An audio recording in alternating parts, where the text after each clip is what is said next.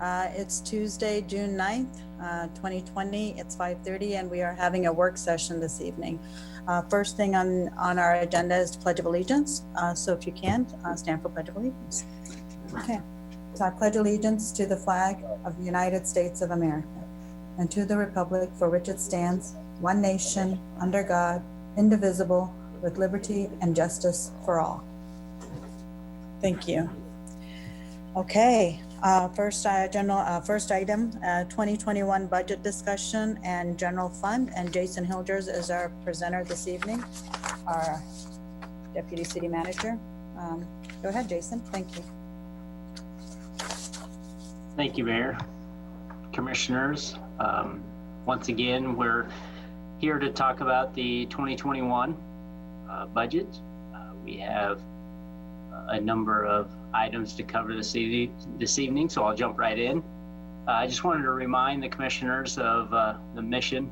When you open our budget book, it's one of the first things you see and read, obviously to sustain order and safety and health and preserving our natural environment and our economic vitality. We obviously have dedicated employees providing those services, maintaining our infrastructure, implementing programs and development projects throughout the community. Those folks are 450 strong full-time, 1,200 overall when you add part-time and exempt. And I don't want to miss the opportunity to highlight just how important they are to everything we do.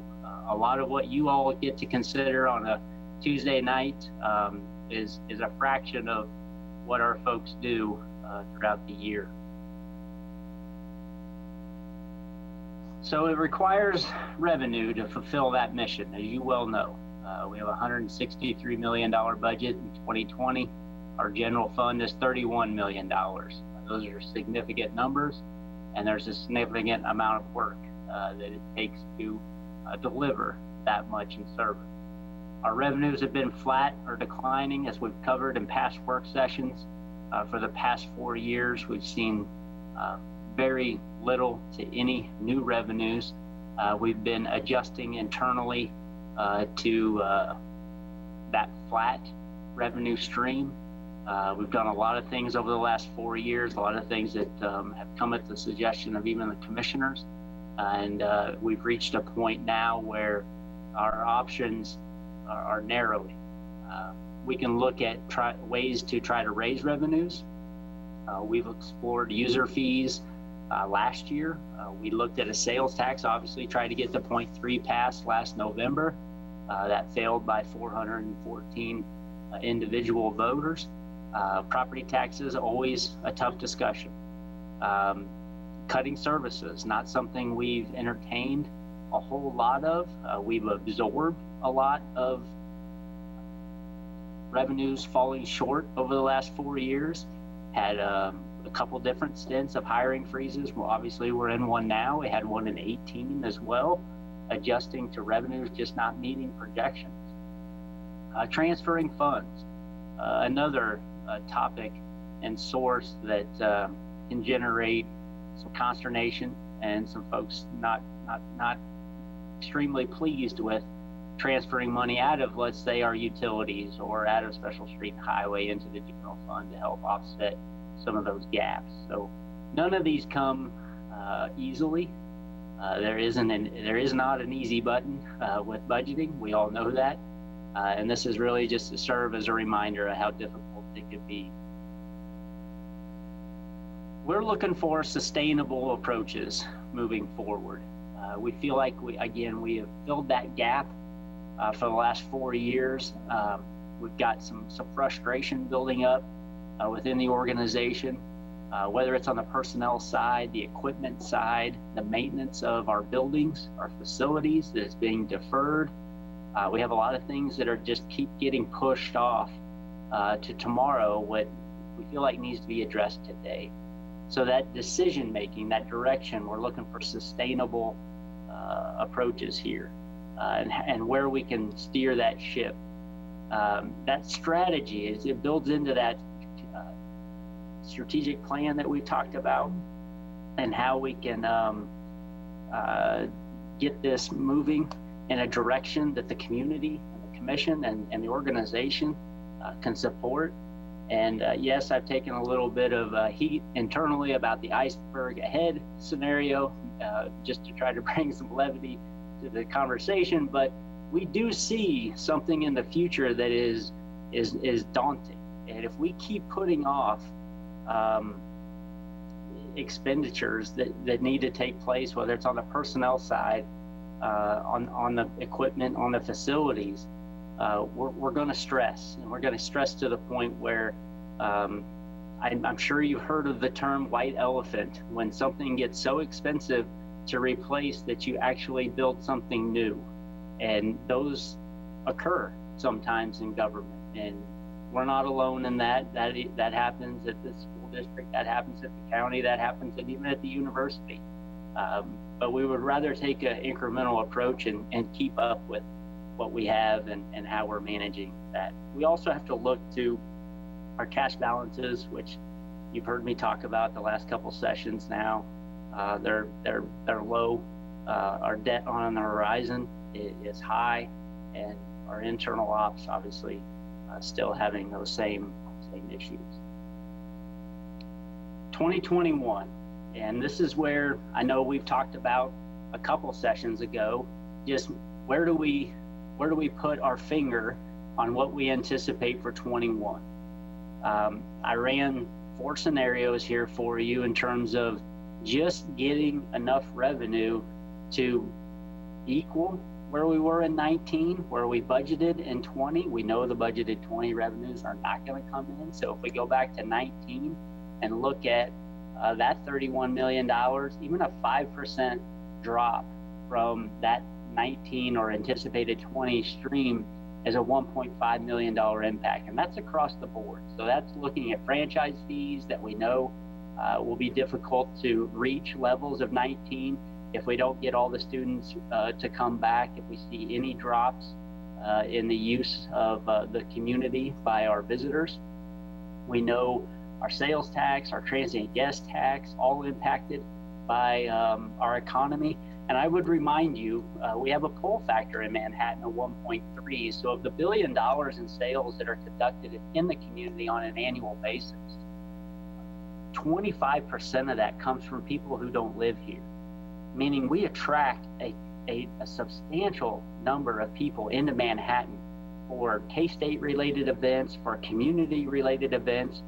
We draw people in from the region to shop, and those things become in jeopardy when we start talking about things being shortened or another round of COVID and public official stay-at-home orders.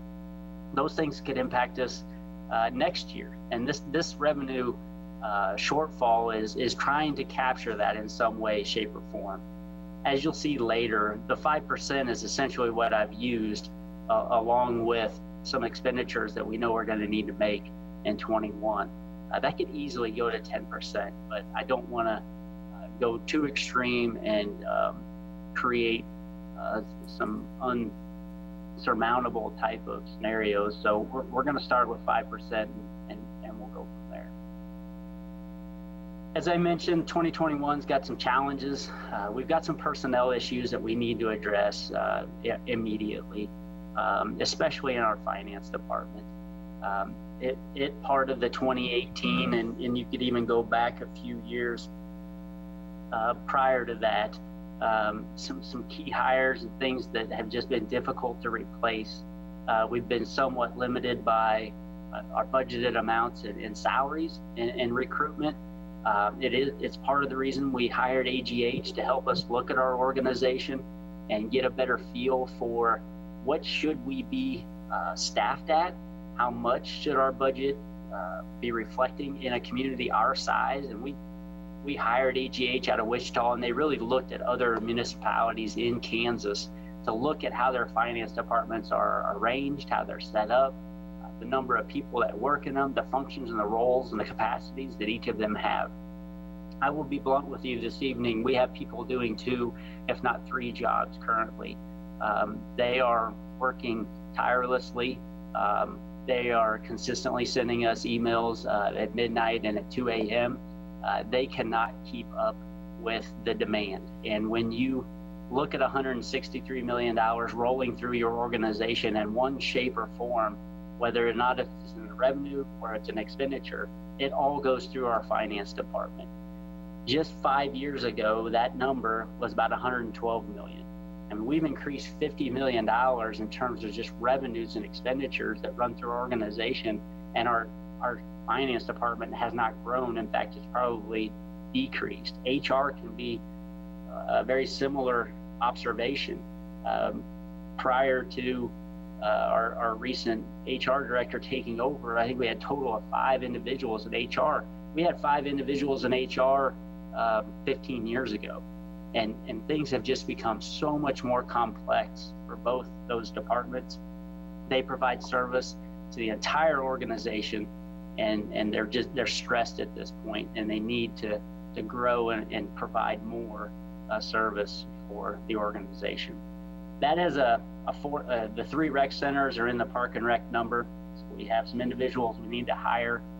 We are moving people out of City Hall into those facilities that are existing staff members. We're actually moving 2 into the Anthony Rec Center that exists here, and 2 more that exist in City Hall into Eisenhower. That'll bring down our overall operating expenditures that are new. So we'll use those folks in the same capacity they have, but they'll also serve at the facility. So that'll help. But we still have some activity leaders and some part-time people to keep those facilities open in the evenings and weekends as we move forward. All told, the general fund impact on that personnel side is $450K. The 27th pay period is another factor for 2021. It just so happens the first Friday payday in 2021 is January 1st. And when that happens, it kicks in a calendar issue that you have 27 pay periods. We've experienced it before. K-State's experienced it. Riley County's experienced it. And you typically budget, obviously, in advance, and you take care of it. Some entities actually save money along the way and build it up, and then they're ready for that to happen. Every 5 to 7 years, it kicks in. That's an issue for us, obviously, this year. $680,000 in the general fund. Strategic plan, we keep talking about it. We know we've got tough decisions on the horizon. Even today, Ron and I were talking about a strategic plan that involved kind of that economic development approach and how we could possibly roll that in. But we need that conversation to happen in the community so we can get a sense of what pace we're moving forward and just what that entails in terms of, a renewal, a replacement, what type of sales tax, when does that occur, what's it going to be used for. But then on the strategic plan side, again, it's just back into the organization, looking at all 9 departments, how they function, where our priorities are, and creating those tiers so we know where our critical functions are, our essential functions, and then what's more discretionary for the organization and the commission. So we got 1.2 million in totality, just over 2 mils by way of impact on our 2021 budget challenges in the general fund. Our cash balances, again, I'll just go through this quickly. I touched on this with you all before. There's some real concerns about the levels of our cash balances. We have about 7.5% in the general fund, which is around $3 million. If you go to GFOA, they highly recommend at least 2 months of operating, and then they go into other categories suggesting you even have more if you're reliant on sales tax, if you're relying on federal and state money, which we are, and if you're susceptible to natural disasters and tornadoes and floods. Our flood experience has been very intense lately over the last decade. Several instances on Wildcat Creek, and then last year, obviously, within an inch or two of the spill gates at Tuttle Creek Reservoir, which would have clearly impacted a large portion of our community for a long period of time. And the amount of resources we would have had to have dedicated to the Northview area, northeast part of Manhattan, had that went over the spill gates, or we had to open the spill gates to keep it from going over, we would have spent days upon weeks and possibly even months dealing with flooded areas. That's not the type of flood that was a flash that'll come up and go down. It would have been continuous with a CFS coming out of that lake for a long period of time. So we've come to that conclusion, along with the RCPD exposure of 16 million annually. 8 to 11.75 million would be more appropriate for our budget. Just by way of comparison, I think I've thrown this out there before. Lawrence has a general fund of 80 million and they have a cash balance of 20 million. It's right at 1/4 of their overall budget. And that's isolated in that general fund, and it's there really to be able to react and be able to, in times like these, in pandemics and floods and tornadoes, and when sales tax go and the economy drops, you have a secure funding source that you can rely on when you need it. It's also a great indicator for your bonds and your notes when you go to sale. Just they're constantly looking at that cash balance, and they want security in those balances to give them comfort when they loan us money to do our projects.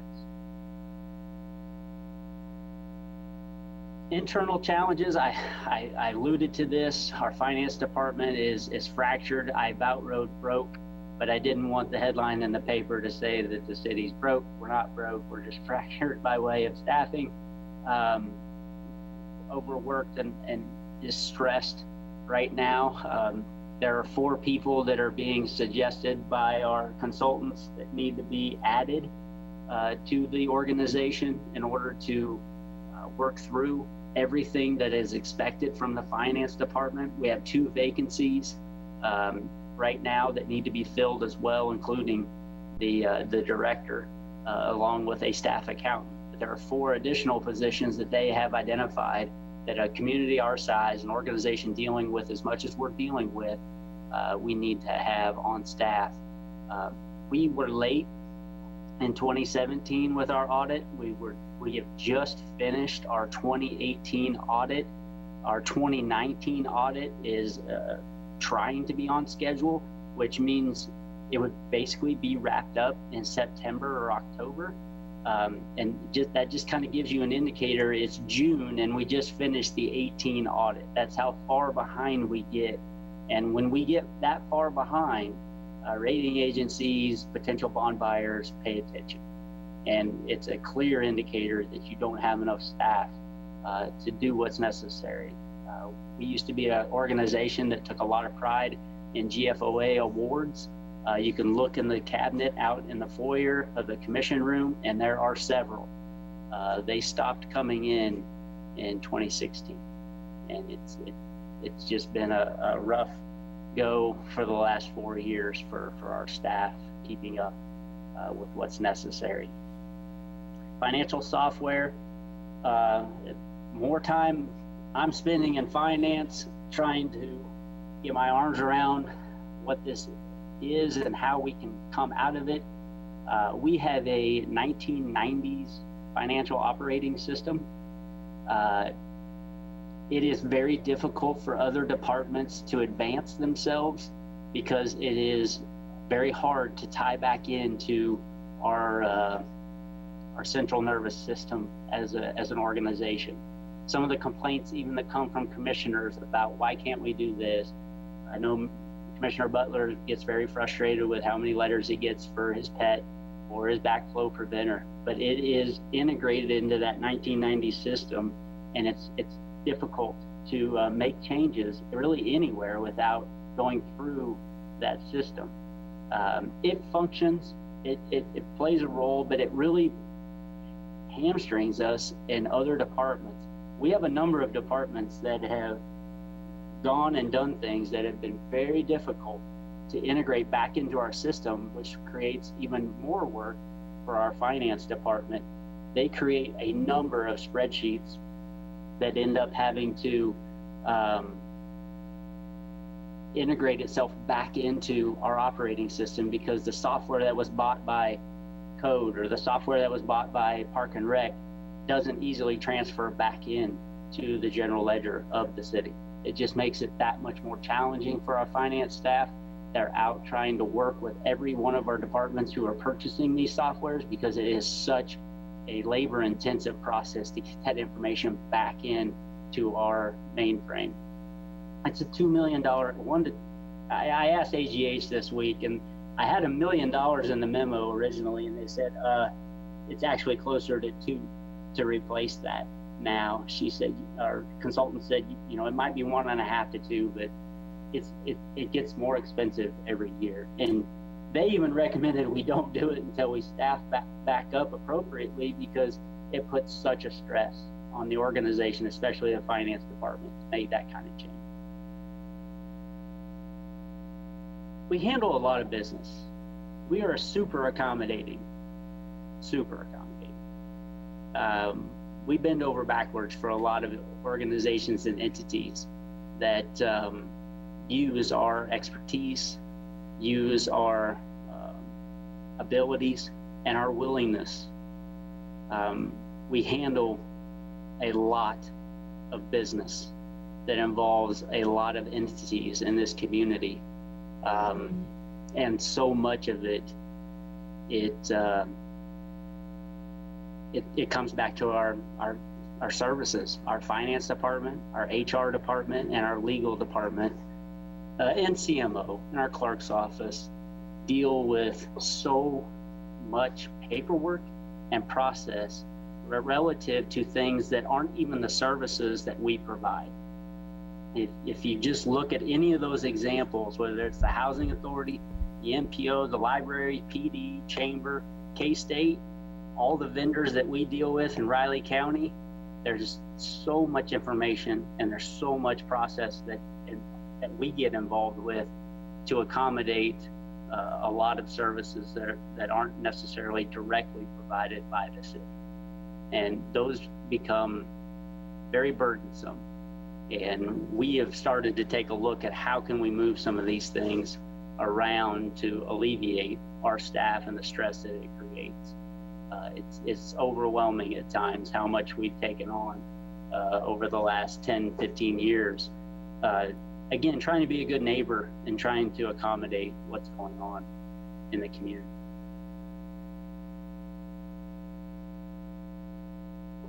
We have a multi-million-dollar operation. We've got an organization that's stressed. I know you've heard this from me several times. Our OEI efforts, our department heads were in front of you at the end of January, expressing some of their challenges. The cuts that we've had to absorb the last 4 years have been well beyond, obviously, the revenue we're bringing in that are flat and declining. Little to no CIP in the general fund by way of just having the majority of our departments just dealing with older equipment, older software, hardware, and it's starting to stack up and become a little bit challenging for everybody. So as identified, 1.2 million in city ops is our challenge moving forward. Just at a 5% reduction, we got 1.5 million. So our approach at this point is trying to come up with $2.7 million. And just how do we do that? This graphic is just trying to give you an impression of between the combination of these three, we have to come up with that 2.7 million. Services, to me, turns into more of a prioritization. What are we doing today that is no longer a high enough priority to continue? If raising taxes just isn't in the cards, we're going to have to look there really hard. We obviously make a commitment to our core services, and those would be difficult to scale back without really impacting a lot of the services and the amenities and the regulations. Some of these things are mandated. There's not a lot of wiggle room at the airport. There's not a lot of wiggle at fire or wastewater or water. Public Works uses a variety of sources of revenues to do what they do, including a a sales tax that passed a few years ago, 60-40, pretty overwhelmingly in support of us being out there fixing streets. I've been walking by Plymouth and Kimball for the last 2-3 weeks. And north of Kimball, the entire street has been redone by a contractor we've hired. They've done an excellent job, and I'm sure that neighborhood will appreciate it. We're also in many neighborhoods in Northview and throughout the community, replacing those streets that are in great need of being replaced. And then our commitment to our support services. These departments grow slower than the other ones over the years. We don't add a lot of people here, but we've reached a point where we need to. We really do. And it's starting to impact us on the finance side by way of even marketing and selling our notes and our debt. So where to cut? I bring up Park and Rec, not because I think that's where we necessarily have to go, but I do want to show you everything we consider has mostly everything we consider has revenue streams. So this graphic is really intended to show you just how difficult it is to reach $2.7 million in cuts, because once you take away the revenue from the expenditures, you really have to take large chunks if you're just going to isolate this to Park and Rec. This is just purely for example purposes, but you could eliminate some facilities entirely, close them down completely, and only save $400,000. There's 1, 2, 3, 4 examples of that. And when you need $2.7 million, all the 400,000s could come off the board, and you'd still need to make cuts. That'd only be about 1.6 million. And you'd need to find another million. So it's substantial. The types of cuts that we're talking about will impact a lot of services that are provided in the community and have been for a long time. But again, this is just example purposes, try to give you a flavor for what it means to actually cut services by that amount of money. Just reiterating, been plugging holes for a while. It's stressing the organization.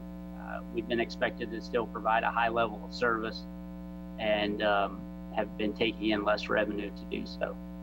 Typically, I would say a healthy year, we're seeing 2 to 3% increases across the board in our operations. And as I've mentioned before, a $31 million general fund, that's $1 million out of the gate every year, just to cover additional costs for gas, for electricity, for contractual services, personnel, commodities, all the line items that you see in our operating budgets. It's $1 million additional every year. I appreciated Commissioner McKee's comments over the years of, we're over $1 million every year if revenues are flat, just to pay our people. And he was right. That's the type of discussion you got to have every year. To come with a consistent no property tax increase or no other revenue stream increases, then you're talking about how do you cut $1 million in order to keep your 2 to 3% growth rate. That, from a governmental perspective, that incremental approach just seems more tolerable than holding off for 3-4 years and then coming with a 8 to 12% increase and it not going over as well. Multiple years of little to no gain in revenues. As I mentioned before, a lot of challenges internally. And this is just kind of a repeat of those challenges. Mayor, you had asked, what is the valuation in Manhattan and how does it split between residential and commercial? There are $3.8 billion worth of property in Manhattan that is taxable. There's another $3.3 billion that's not taxable. That's our big university right in the middle of the community. But that 3.8 billion breaks down to 3.2 billion, which is basically our residential And there are over 12,000 units in this community that make up 85% of the valuation. Commercial, about 571 million, and it's about 15%. The strange thing about Kansas is when you go to tax someone, residential gets taxed at 11.5%, and commercial gets taxed at 25%. So the actual tax revenue that you all get to deal with every year is more of a 2/3, 1/3 split than it is 85-15. So commercial makes up almost twice as well, a little over twice that number by way of tax value and what you get for revenues. So valuation, just from an appraisal standpoint, is 85-15. But when you pay your taxes, it's basically 66-33. Because they're taxed at a higher level.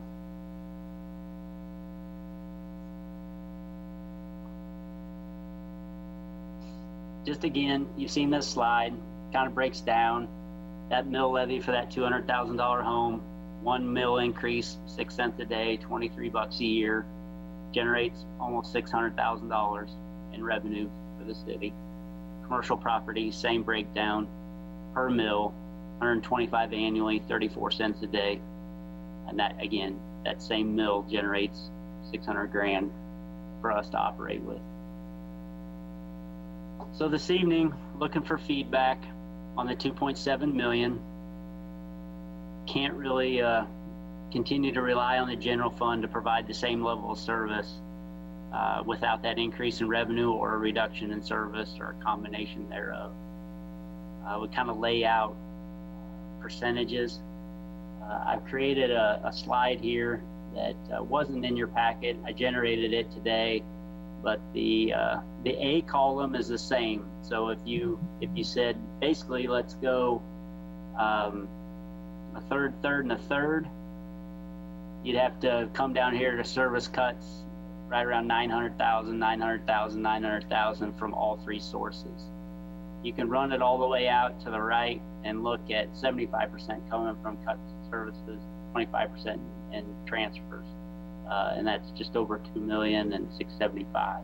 There's a lot of different scenarios here, some of which I'm not sure I could actually even ask you to do, which is 50%.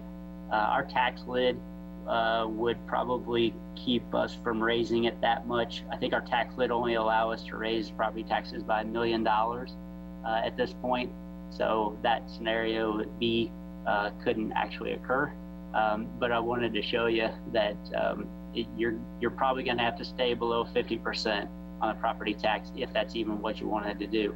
But the 25s and the 33s would fit for the property taxes if you wanted to go there. But the other scenarios there, just kind of trying to give you a flavor for this type of direction we're looking for this evening, so we can go start building these scenarios and look at the different departmental cuts and bring those back later in the budget process. I'll come back to this. I'm almost done. Path forward, obviously June to August will give us time to prepare all those reductions and revenue adjustments. We may need some legislative meetings in June and July to talk about some of these things because our other work session dates are pretty full. Outside agencies on the 23rd, we have 7 different groups presenting to you. We'll try to get that knocked out in an hour and a half, 2 hours. But your social services, your special alcohol, ABA, DMI, ATA, library will all be there that evening to make presentations. On the 14th of July, we got the Chamber, CVB, EcoDevo presentations, along then the utilities on July 28th, and then the 2 meetings in August, which are typically our hearing on the 4th and first reading, and then second reading on the 18th of August. So happy to answer questions, comments, direction and feedback would be appreciated. If you can wrap your mind around some percentages of where you'd like to see us go, feedback in that direction would be much appreciated. we've had a lot of meetings with departments. I've got a decent feel for our capacity internally, but trying to get that sense from you all tonight. I have a basic question. All right, Jason, this is Aaron. I was just wondering, so you talk about the incremental nature of how we kind of would like to see things go and how maybe things have gone, and also reflecting on the Commissioner McKee's comments about the city requiring a mill basically to pay staff, that kind of, that happens every year. What is the reasoning behind what we heard of not too long ago about the property tax doubling in the last, decade? Or that doesn't seem incremental. So the property tax levy that was identified as doubling is the levy in the general fund. So that's not the total levy. Manhattan's levy has not doubled in that 5-year period. That's just the levy that has been supporting the general fund, which has been indicative of other revenue streams in the general fund being basically flat or even possibly declining. We lost revenue in Muni Court. We've lost revenue in franchise fees. Sales tax have flattened, if not dipped, a few years. 18 is the best year I can give you. We didn't even meet projections in 18. You got to remember, a budgeted amount versus an actual in a given year creates a situation for us internally that can be very negative. You can look year to year and see a revenue stream be the same, but if we budgeted a larger number in sales tax and it didn't come in at the budgeted number, but it came in at the number that was an actual for the year prior, that puts us in a hole. That puts us in the hole, the difference between what was budgeted and what you generated. So when we talked about that levy doubling, it was the general fund mill levy that went from 1.9. Where's those shoes at? To 3.8. Okay. Rob, Hey, Rob, I think your audio's on, bud. Does that make sense, Aaron? Yeah, so the burden, the general mill levy overall was not doubled, of course, but the burden on the property tax was doubled to make up for losses in other areas. So the impact on the property owner feels like it's doubled, and it has in reality, but nothing has changed other than the loss in other areas. Yeah, and when you want to talk about the tax burden in Manhattan, now you're throwing in other mill levies from the county, the school district, the city. Sure. So that mill levy total, which is 156 mills, has not doubled in 5 years, hasn't doubled in 10 years. I mean, when you look at that growth over time, what we showed you that did reflect a doubling was the mill levy in the general fund. Okay, I'm going to be quiet. That answered. I just wanted to know some basics on that. I'll comment after I hear more. The incremental approach that I suggested would be much more tolerable. From 2000 to 2015, it occurred in sales tax. I went back and looked at 2000 to 2015, the amount of sales tax we budgeted and the amount of sales tax we received. We had years with far less revenue to speak of, where sales tax outpaced our budgeted amount by over $1 million. And today, if we would just have that $1 million, our conversation for the last 3 years, if we would have had that $1 million, would not be the same today. So that's where Manhattan has had the shift, and it's a burr in people's saddle that we're even talking as much about property taxes as we are this year or have been for the last couple of years because our sales tax are flat. And we relied on that source of revenue for years to really make up the difference, allow for the growth, allow us to pay our people and grow in areas that were being pressured to grow by way of just providing more services, covering more lane miles, expanding the community and subdivisions. It's not as if you build a subdivision and then you don't have to go back for 20 years. There are a lot of issues that occur, and sometimes you put something in brand new and it doesn't work like you thought it was going to work. It's just more responsibility, more people, more land area, more acreage, more lane miles, that much more to do by way of city services. Hey, Jason, can we put this back on gallery? I can't see the other commissioners and we don't have a little raise your hand button on here. Thank you. Yep. Mark did want to say something, but I just wanted to say, I think I heard Rich Vargo, just for information's sake, he mentioned 1 mil equals $669,000. Is that accurate? In the county, it probably does because they have more valuation than the city. So in the city, it is 585,000. 585,000. Okay, go ahead, Mark. I forgot what I was going to ask. So on the transfers from funds, besides water, sewer, what are the other options there? Just so we have a list. And I can send that to you. Is it 10 of them or is it just 4? Oh, there's more than 10. It's probably closer to 20 or 25. Where's the big money? It's water.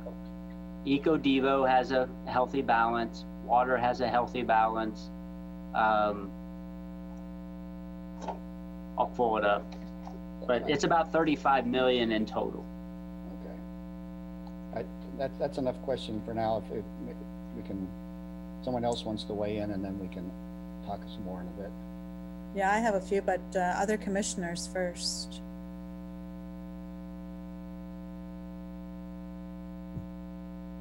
More discussion? Well, okay. Well, I'll add a few comments. I'm sure there are more items to discuss here. Since we are still at the beginning phases of this discussion, you talked about hiring staff for finance and human resources. So a couple of those positions are through attrition. So Bernie's position, and you said somebody else's. So 2 positions that you would have hired just to fill in those spots, and then 2 additional positions. Is that what I'm hearing? So there are 2 positions today that are budgeted but not filled. There are 4 positions in addition to those 2 that have been identified by AGH as necessary for an organization of our size to operate a finance department that would need to be hired. Okay, and is that the same in HR? How many were budgeted for and how many are recommended? HR is more of a budget reflection of getting an assistant HR director hired, as well as 1 additional staff to come on and help.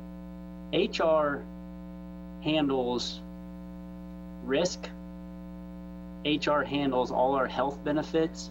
HR handles all our onboarding and everything that deals with pay from a Fair Labor Standards Act, all the equal opportunity rules. There's so much rules. There's so many rules and regulations surrounding hiring people, keeping them employed, how you treat them. That industry has just grown dramatically in the last 10 years. And training, we look in-house for a lot of training because it is so expensive to go out of house. So we've been talking about developing our own to save on that expense. But yeah, those are the areas of growth that are necessary in HR as well. Okay, and you mentioned our audit being late. I was not aware that we've been late, or I remember one year when we were late, or because of one agency. But has that been consistent? Is that what you said in the past 3 or 4 years?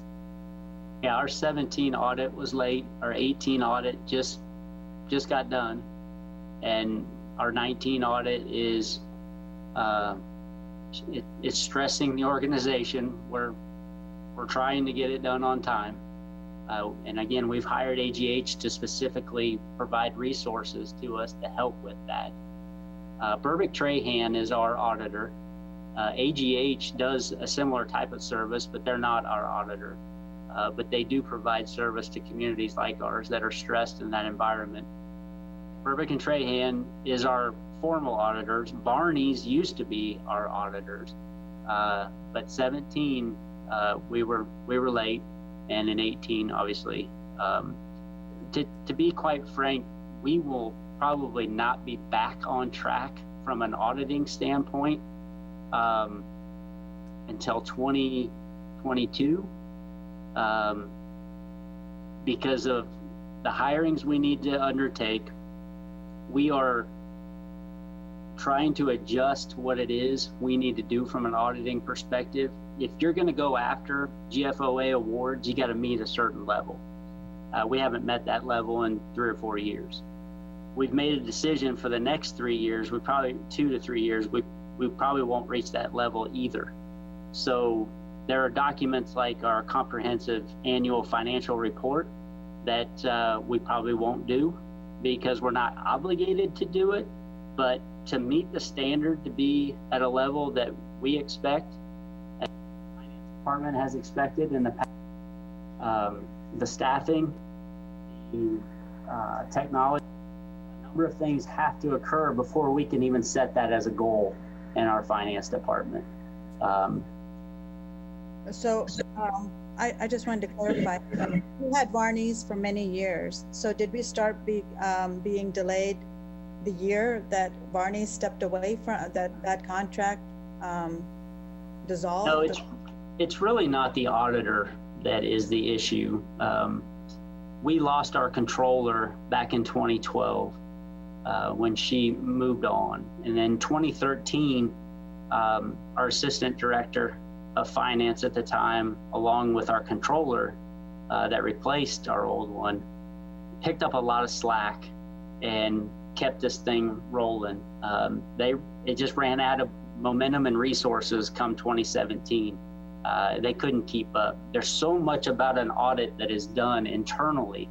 Your auditors show up and expect a high level of documentation to be ready for them to review. It started to struggle in 16 a little bit, but you can see in the management letters that were presented to the commission in 17, in 18, and soon to be from 19, those management letters highlighted staffing shortages. Those management letters highlighted separation of duties, because when you don't have enough people in your department, you can't keep critical information from crossing the desk of all those involved. So we continue to have these issues, and it's not as if it just, one day dropped on us, oh, you've got a problem. It incrementally over time, but once you get behind the 8 ball, and again, 18 was a horrible year. We had to internally look for $1.2 million in savings because our revenues were short. So that wasn't the year for us to charge into the room and say, hey, we need more people. Last year and again this year, we're not growing. Our revenues are not increasing. It just makes it harder and more difficult to hire people moving forward. But again, I don't come to you this evening with this message lightly. This is serious, and it has to happen. So, I mean, if the message is no new taxes and no transfers, we have to cut in order to get finance and HR where they need to be. We have to. Right. Well, I'm only for transfers, but not so much as the tax increases. But I will let other commissioners speak before I dominate here or take over the whole thing. Linda, Wen, any comments, or from Mark and Aaron also? I have a couple of questions. because each point you make is valuable. Are there any major projects that we don't have to have next year that we can look at to help make up this revenue to make our current core, I guess I would call it, whole? I don't know. I remember, and I have a, you'll remember this, that spreadsheet.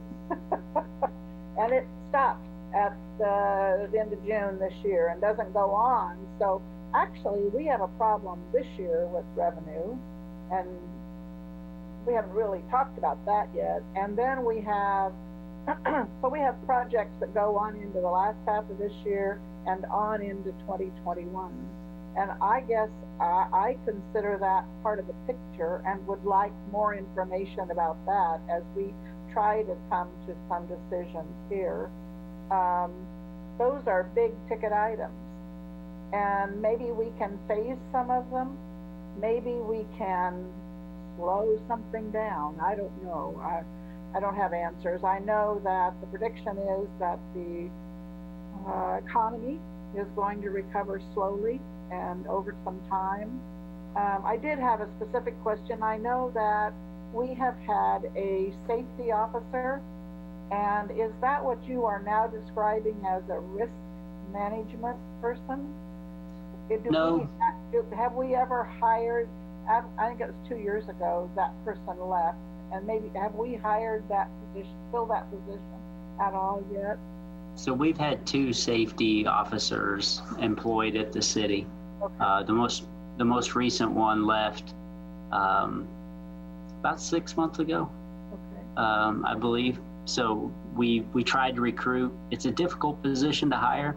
A lot of these folks are trained in a way that they can easily get a job in the private sector.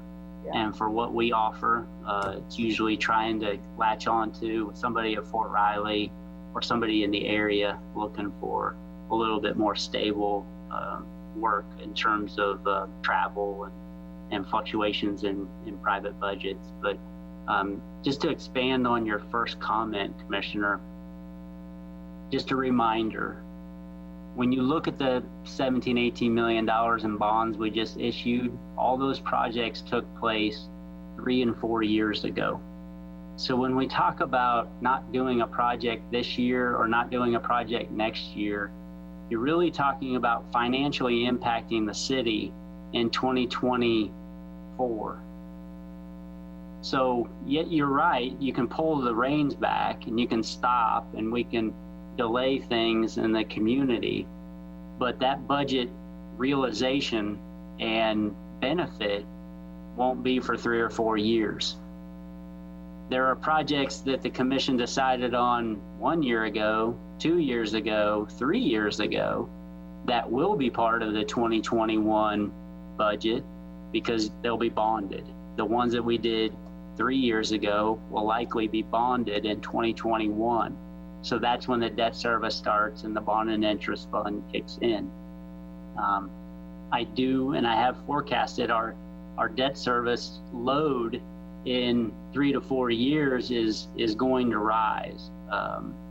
We'll get a cash and debt management report out to you in the monthly, but when you look at that, you can see our temp notes are almost at the same level as our entire GO debt right now. Our GO debt's about 60 million, and our temp notes in waiting, which are in the next 2 to 3 years going to come online, is another 50 million. Now our debt load is fine, and when you compare it to where we've been, and you look at the capacity we still have as a community, it's almost 100 million in capacity. So we're not bumping up any type of lid or maximum, but I just reiterate, debt-related projects of significance that we are going to debt finance over 10, 15, or 20 years, they're hard places to go for savings today or tomorrow. If you want to save money in 2023 or 2024, then yeah, throttle back. Is there any, are we under any requirement to hire the safety officer? Is anything say we have to have that position? No, in fact, it's part of the hiring freeze right now that we debate whether or not to go out for.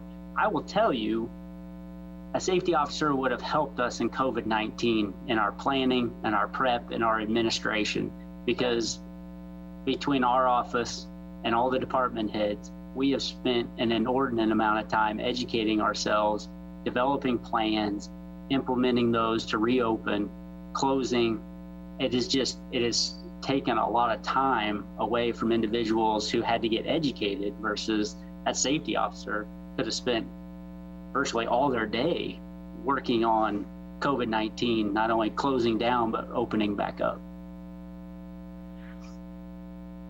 The other aspect of that I would just add is that we've asked some other folks to step in to help fill some of that role, some of our safety folks at the fire department. And we still have a safety committee that helps work in some of those areas that have representatives from the department. So we're still focusing on working safe.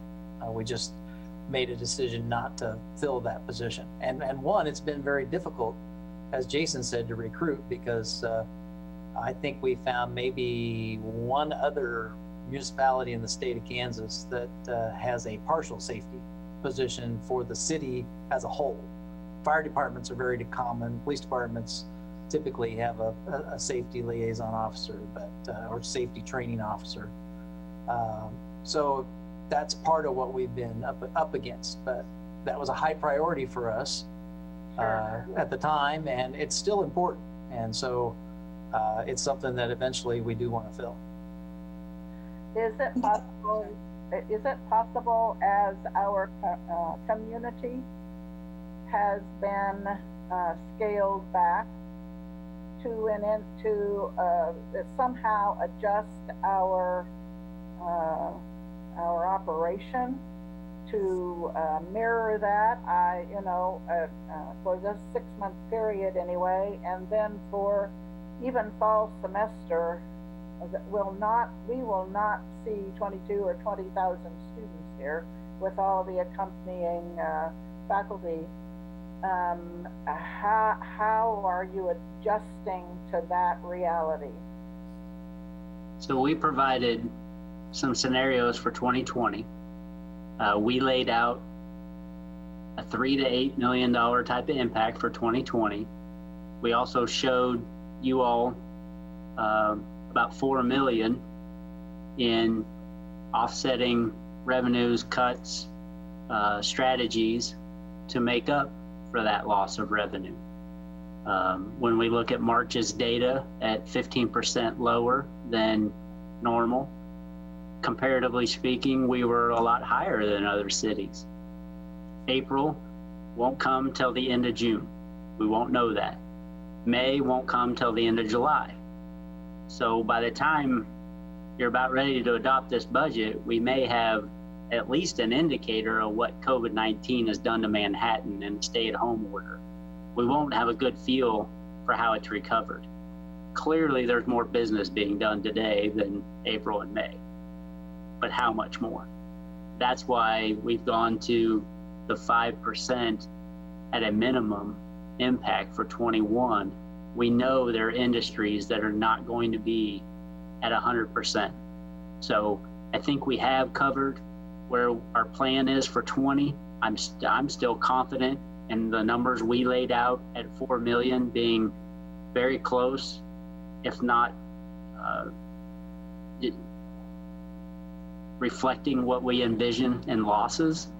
I'm still optimistic that we'll recover quicker and we won't lose as much in sales tax, but it's just anybody's guess at this point as to just how vibrant we're going to be as a community. And that $1 billion in sales and 1.3 pull factor that I mentioned earlier, they're up in the air and highly we know 2020 won't reach it, but how quick can we recover in 21 is the scenario we're trying to play out now. Of course. Thank you. Linda, I just wanted, and Jason, Ron, everyone. For the safety officer, I think if this is something, Jason, you alluded to, that would have helped to have during this COVID-19 crisis. When we look at the Spark task force funding that might be coming to the county, and as they look at incorporating the city and also using that for COVID expenses, they also said to plan ahead.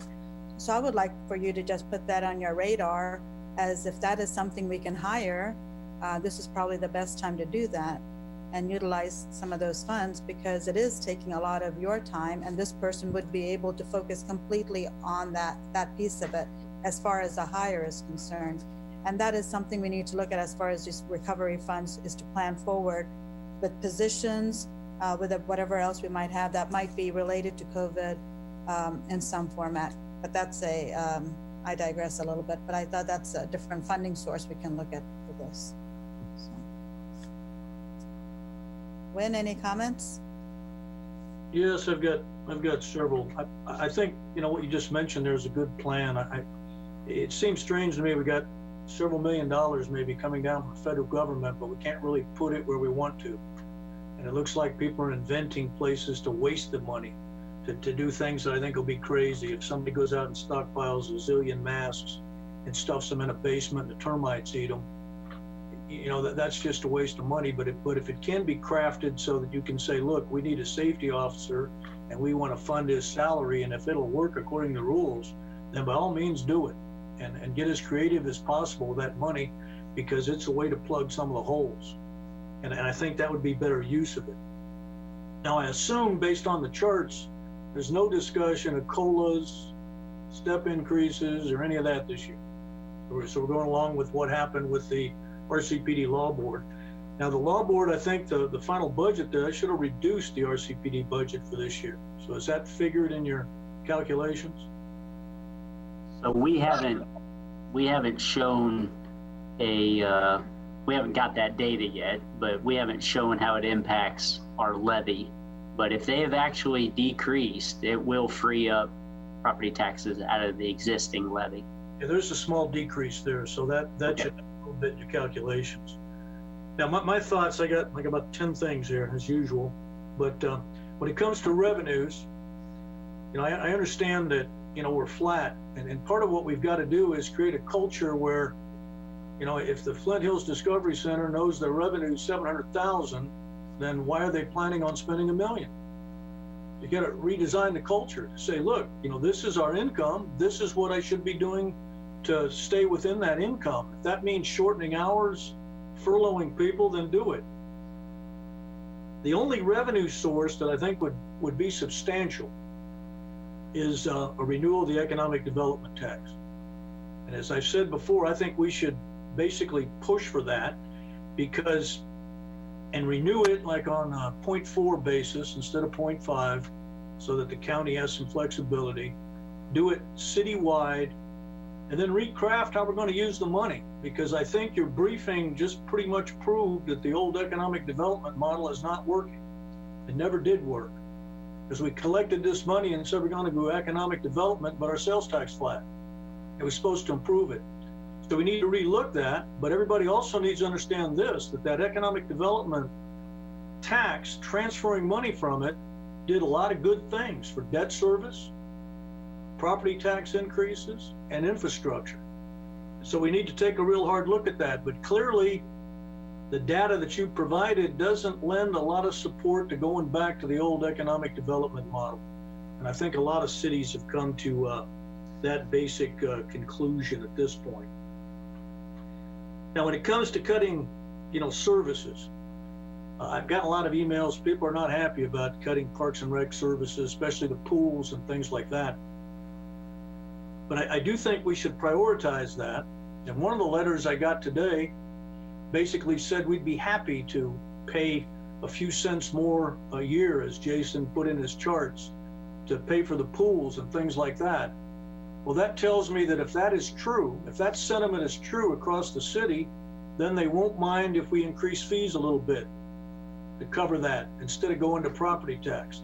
And I say that because you had a chart there that showed that, a good percentage of this comes from commercial real estate.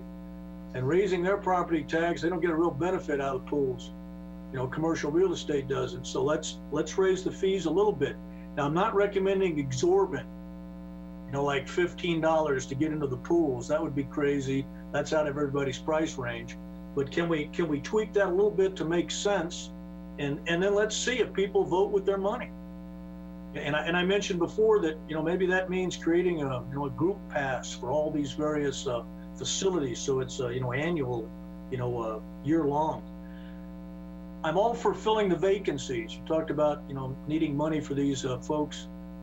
The vacancies in finance should probably be filled. I'm not so sure I would add any new positions. I think you got to just hold the line on the new positions, but for sure fill the vacancies, because that's sort of crazy. Transfers, I'm just against transfers from the water fund, because I think we've got all kinds of CIP projects and storm projects involved there, and we get no gain by taking that money. What happens is that contributes to your point about delaying maintenance and improvement. So let's keep that money that we're collecting in the enterprise fund and use it to fix the issues we have with stormwater and sewer and all those various things. I feel the same way about streets. I don't want to see any of the street maintenance money moved anywhere, because that's a constant refrain. People, want their streets fixed. They want potholes fixed. We want bridges repaired. And right now, Public Works has got about everything that can be repaired being repaired. You can't get from one end of the city to the other without a traffic jam. And that's maybe a plus, but it's also a minus also, because it hurts things. But I think we're doing good there. The citizens supported that street tax and they want the streets fixed. So let's keep the money focused on the water department and the streets. Now, the other funds, if we can, move some money around there, I don't see that as being as critical. I still think we hire too many consultants. I don't trust them. I think the people we got closest to the task could probably do just as well. And we spend too much money on that. And I saw on your list, you still had 0.23 mils for the consultant for the strategic plan, and I don't much care for that. And I did talk with Jason about that. I think the city staff could probably write a very good strategic plan. I might consider the idea of having a consultant help you market it, because, my experience in business, we didn't have to do that. If you were in charge, you just simply wrote your strategic plan and executed it, and there wasn't a problem of having to go out and consult with the entire population and get their points. So maybe reduce the cost of that significantly by just doing maybe the marketing piece of that. I think it's time to really take a hard look at outsourcing some things. And I know, some companies outsource payroll, they outsource HR. I've talked in the past about outsourcing the pet licensing system. And we had some information from a company. I got their annual report yesterday, which I'll share with Eddie. And I think there may be a way to do that. And again, we're, a revenue source. Pet licensing, you've got a huge bill, $600,000 for the animal shelter, and we're still only getting a few dollars in pet license fees. And we need to crank that up. I mean, Linda Morris has mentioned, how can we get more fees? Well, there's one I've been talking about for a while, and we have made some gains. I mean, I think the animal shelter has made some great strides the past year. And the animals are turning over and the costs are going down. And I really like what they're doing there. They're a good example of organizational effectiveness, I think, on what the manager down there has been doing. We need to take a real hard look at outside agencies. They're going to come with their hand out. And we give away $1 million a year to outside agencies. And if you really made a list of priorities, city services, where do outside agencies fit? And I know there'd be an argument on that, but some of these need to be maybe zeroed out, and people aren't going to like that. I'm not saying zero out the emergency shelter. That would be a bad idea, or the crisis center. But we've been diverting, money from different funds to Manhattan Arts Center. Is that critical at this point in time? When we're talking about cutting services across the city, and I know they're getting, some $45,000 and things like the Wolf House, and I know that's on the agenda later, but it's time to start thinking about that. You know, I've always said we needed to prioritize the outside agencies, one through whatever. And if it's necessary to cut some of those off the bottom, then we need to do it. And that's one way to stop some of the catastrophe that, you know, Jason's been talking about. The library's got 6 mills. Are they going to continue with business as usual and just, well, we'll spend 6 mills, or are they going to tighten their belt? And we need to ask them that question bluntly. All right, because that's not even considered here, because Ron can't control it, you can't control it. But we can as a city commission by changing the charter ordinance. And we need to bluntly ask them that question. What are you going to do to help us in this crisis right now with your library budget? And I use the library on a regular basis. I'm a fan of it. I check out the books. I get more than my property tax money back in the books that I check out, because they give me a printout that tells me, which I think is great marketing on their part. But what can they do to, you know, trim things down just a little bit? And they did real well using electronic means here during the coronavirus. They help people, you know, get books online, and I like that. But I think they need to, you know, put their thinking hat on what can we do to reduce our mill levy impact, so that it's not just, you know, other parts of the city that are tightening up their belt. We had a goal this year of, you know, organization effectiveness. And I think, you know, you got to just crank up that culture. And it's a tough one to get going in an organization. We did that when I worked for, you know, Army Materiel Command. And the big buzzword is, you know, you cut out waste, but what is waste? And sometimes it's like Jason said, you know, you were doing an extra report for auditing that put a feather in your cap. But was it really essential? And what is the impact if you don't do that report? And the impact is you save money. And so you have to look at everything, and any savings, anything you can trim off, you know, can turn into a lot of money over time. And I always used an example, you know, years ago, if you bought a, you know, Coca-Cola, for instance, if you look at the size of the screw cap that was on there, it was reduced a millimeter, because they figured out they had 4 threads on it, but it would seal just as good with 3. So they reduced the size of the cap. Well, that increased their revenues because they put less money in bottle caps, and they ended up making millions more, and that went back to the stockholders. And that's the kind of thing that has to be done at city level. But the people that can figure out which millimeter to shave are not in this room. It's the guys out there closest, the one operating the lawnmower, the one cutting the grass, the guy shoveling the asphalt.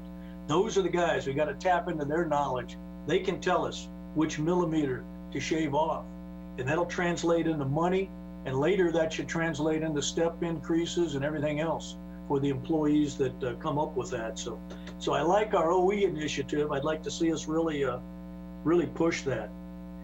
And then you know, the idea of projects that Linda mentioned, I like the idea of long-term taking a look at slowing a couple of these down, because you know, if this budget crisis lasts a while, we got some issues. And I'm not saying, you know, I know we're committed to the parking garage, 12th Street, and the current phases of North Campus Corridor, but maybe those need to be backed off, you know, long-term, so that we have a more positive impact on what's going to take place in 22 and 23. And all of that, of course, if we can push the Eco-Devo tax, but as a new tax citywide, and come up with some criteria on how that money is going to be used, it could have major impact on the debt and infrastructure, especially if the economic development effort is less on giving companies money and more on building the playing field, which is what North Campus Corridor does. In my mind, it builds a playing field for business. And Eco-Devo monies were used to support some of that, which I think was good. And I think that's why we need to renew that tax.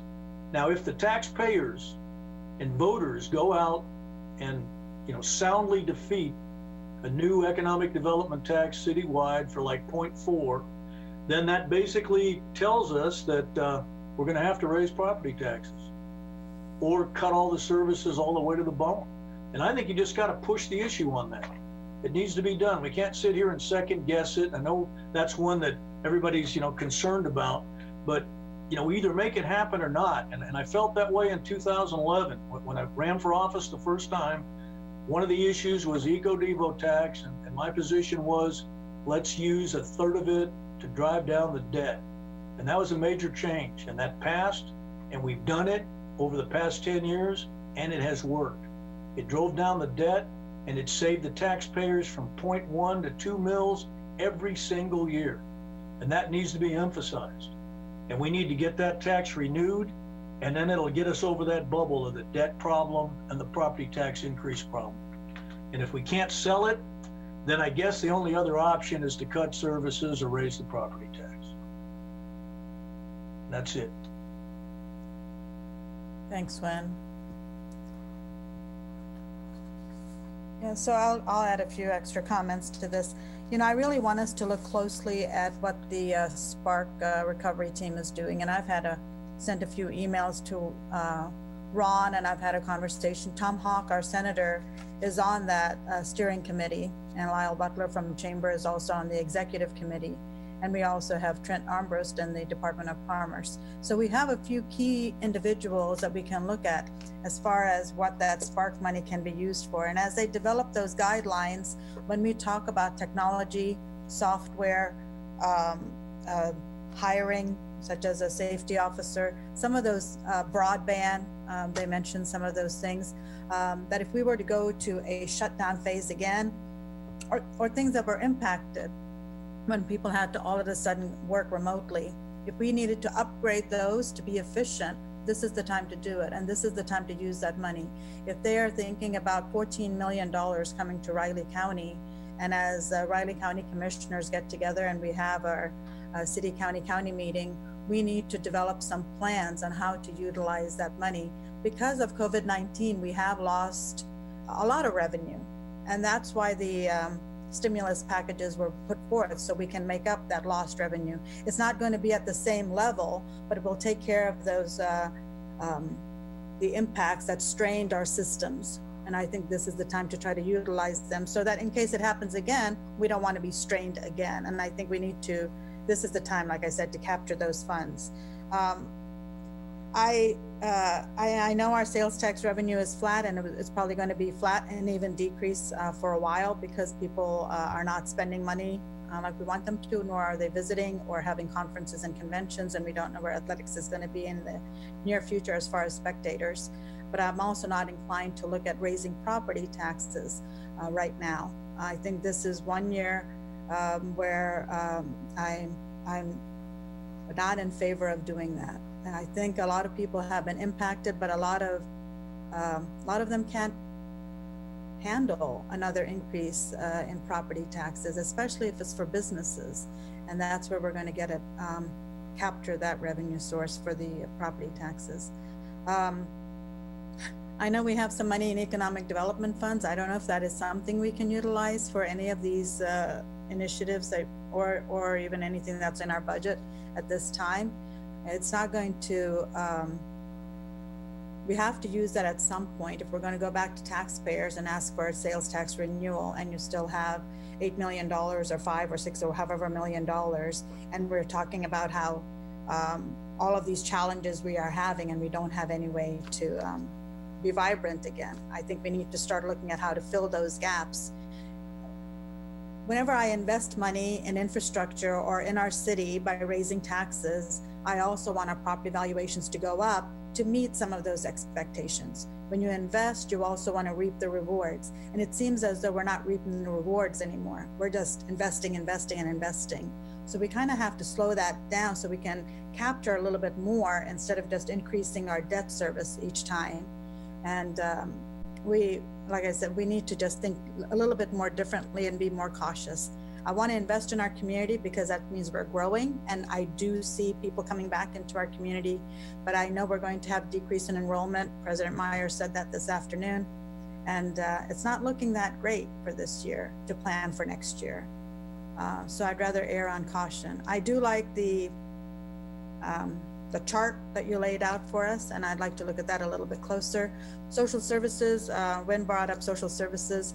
Again, the Spark Recovery Task Force, I want to see how we can use some of those funds to help these individuals, because if their needs have increased during those 2 or 3 months, then maybe we can fill those gaps. That's what this money is for. And as they visit organizations and plan on if they're the emergency shelter or the Flint Hills breadbasket, if their needs have increased because of COVID-19, this money can be used for that. And maybe we don't have to increase our social services budget if those will be filled by that money coming in. So I think that discussion is still on the table. I'm not going to say that we can't fund them at all, but there is some funds available now for us to at least think about funding some of those sources, especially things such as the emergency health, Manhattan Emergency Shelter and such, that they can build for the future even, because COVID-19 is going to have a long-term impact. That's already been designated. So those are things we can plan ahead for. I don't know if I've helped the discussion move forward much further than what I can with the information I have in front of me right now. But I am for the filling the gaps of the positions in finance, and maybe even hiring an assistant or two in human resources. I understand that piece of it, but software is going to be your biggest expense, and IT is going to be your biggest expense. So I'd rather try to find a source for that type of funding right now. I wanted to echo, I like what you said, Mayor, about if we can take that, COVID money that the federal government's down here and funnel it towards some of the outside agencies. Excellent suggestion, as long as it's legal and, we research that and make certain we don't get into trouble, because I understand there's some auditing where you may have to pay the stuff back if you don't dot the I's and cross the T's. And I remember the issue we had with the Douglas Center where we thought we had a deal, and then we found out there was a little hiccup legally at the state, not the federal government. So as long as we research that, but man, that would go a long ways towards solving a lot of our problems. If we can make that happen. Mark? Yeah, I just, the problem over the last few years is that the community is growing in size, but had been going down in population. So there's fewer people to pay for more city services and government and such like that. I hate the idea of if we could somehow, just like before, I had suggested if we could property tax the businesses that were able to stay open and make good money, but not the ones that didn't. If we could raise property taxes that much on homeowners, but not on businesses, especially the ones that were closed, I'd be in favor of that somehow. It's just that, the property taxes have stayed down because we've been propping it up with the Eco-Devo money and helping things like that. So, but I'm not in favor of raising the property tax. I just think it stinks for the city that property taxes have gone up so much the last couple of years, especially with the new schools construction coming online.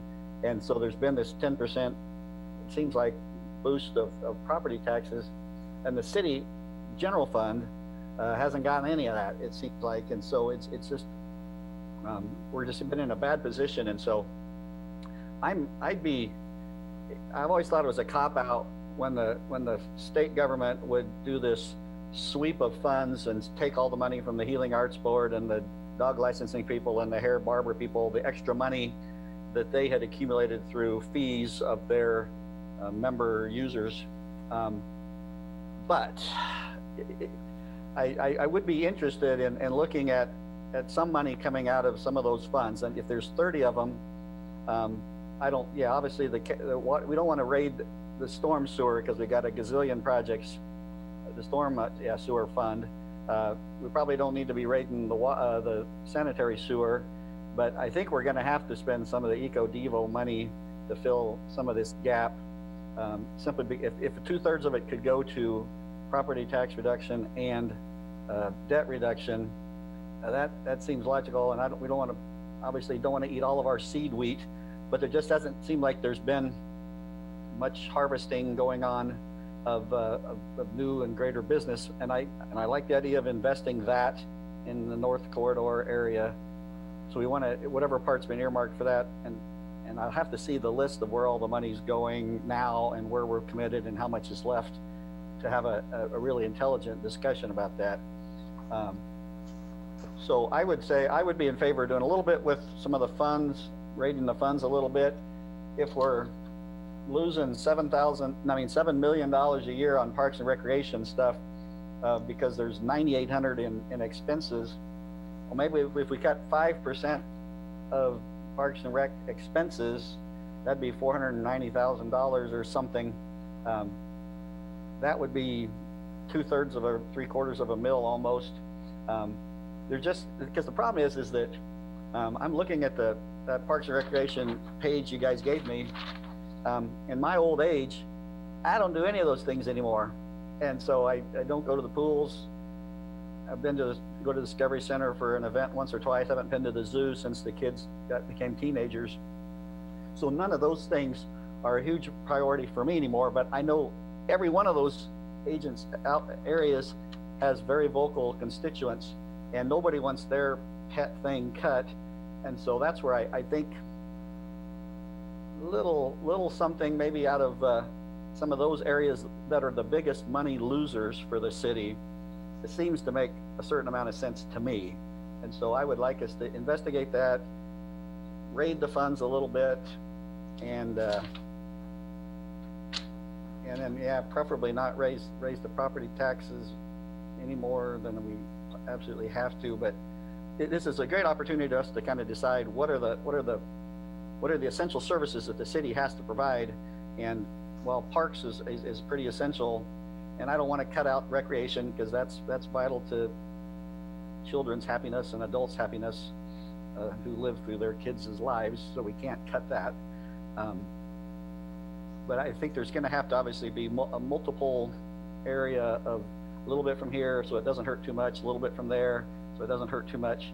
But I think we ought to be able to get to that point. And I don't know if we'll get all 4 of the new finance people approved or not, but obviously if we're way behind and we don't want to, if it's hard enough already on people working there, we do need to help make that happen as best we can.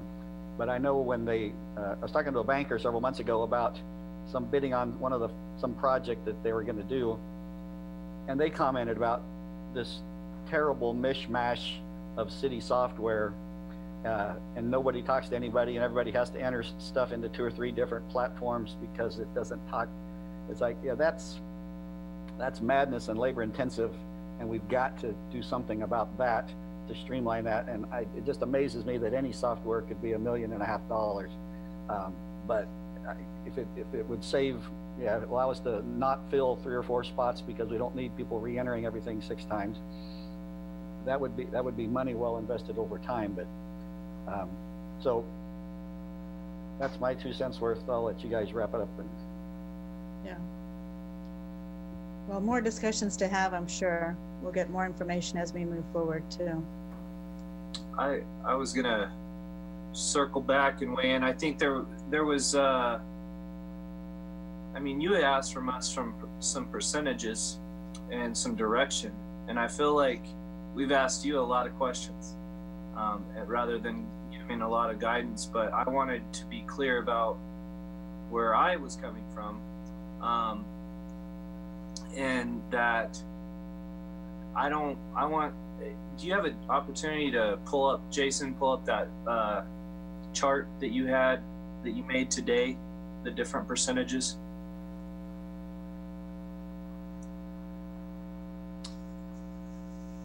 So you mentioned you had talked to the different 9 departments, kind of had an idea. So some feedback from you is appreciated, but if I'm looking at a 0 property tax, I'm looking at columns F or E and E, G, and H, and what that translates to is 1.35 million from city services cut or transfer. And when you say transfer, this property tax increase is not, on this chart, you don't have a increase of fees kind of in there, right? Yeah, that could be substituted for tax increases. Okay, so there could be a small portion there, but that's where I'm looking. And from your perspective, we heard from Wynn doesn't, Commissioner Butler doesn't like to see the transfers. There could be some others. So, but what about, from your perspective, talking to the departments, is there, of course, the city services cut 2.7. If that's all, that's the worst case scenario. That's painful. Then the other two options on here are 1.3 and 2 million. What is your read of how detrimental, how to the bone, how far deep? And I think it goes, maybe you don't have a full answer on that, but it goes back to what Commissioner Butler said and what Mayor Reddy said about finding that, and even finding that the individuals that know where the cuts could be made to find those savings are the ones that are on the ground there, deeper into it, and know where they can find that millimeter difference, that type of savings in the individual budgets of those departments to get to a level. But how impossible is it if we were at that G level, 50-50, if we had to tip towards one, is one easier or harder? None of them are getting, on the cutting city services, when we look at 31 million for general fund, 22 of it's people. So we're going to get into people. We're also going to get into programs and services that, as Mark accurately described, there are groups of people that are very passionate about everything we do. Very passionate. We're going to ruffle those feathers. So, you guys and administration are in the enviable position to make just about anybody and all mad. And whatever decision you give us tonight, or whatever direction, we're going to generate a scenario that somebody is, and could be a large group, not very happy with. Right. Well, Jason, what I'm asking is not the political decision, because of course there's going to be upset people. That there's no way around that. If we're not raising, and if we raise property taxes, there'll be upset people too. We didn't get in this business to make everybody happy, I guess. But what I'm asking is more around the lines of the transfer. Is there capacity in the transfer and fund balance? How detrimental would that be to pull from? I'm wondering. So we have these possibilities, but we don't have. I need more direction about what the viability of that is. Is it viable to pull that much from the fund balance? So A, to me, is a manageable response. Everybody shares in the burden. Our cutting of services is $1 million, which is substantial, but we're also transferring close to $1 million, and taxes are going up by $1 million. That to me, just from a management perspective, is manageable. I'm not sure it's manageable from your perspective. Again, we'll get into the political side, but I do think the conversation is healthy, Aaron, and I appreciate the conversation and the questions, because there are ramifications to everything we do. And that's why I stressed the 1.2 million in increases puts us in a tough position out of the gate. If you want to chop up lost revenues and you want to talk about operational expenses and where those sources should come from, you can make arguments, obviously, in certain areas, probably better than others. Our operational issues by which we have to sustain over time need a source of revenue, not only for this year, not only for next year, but for the next 5. my blood pressure goes up when COVID-19 is talked about in terms of state money and federal money, because it's not going to be here. It's not going to be here. It's going to be a one-time shot. I'm not supportive of hiring people with that money, because you're going to come right back next year and have the same conversation of, do we keep that person on, because it's not sustainable. Now, there might be out there that can gap fill, but we're right back here next year. And this is a conversation Jason, I was just going to say, to your point, I was coming into this position, you know, from the point of election. So COVID has not changed my position, and that we've been out of balance in the way that we're not collecting the sales tax in the same way that was expected. We're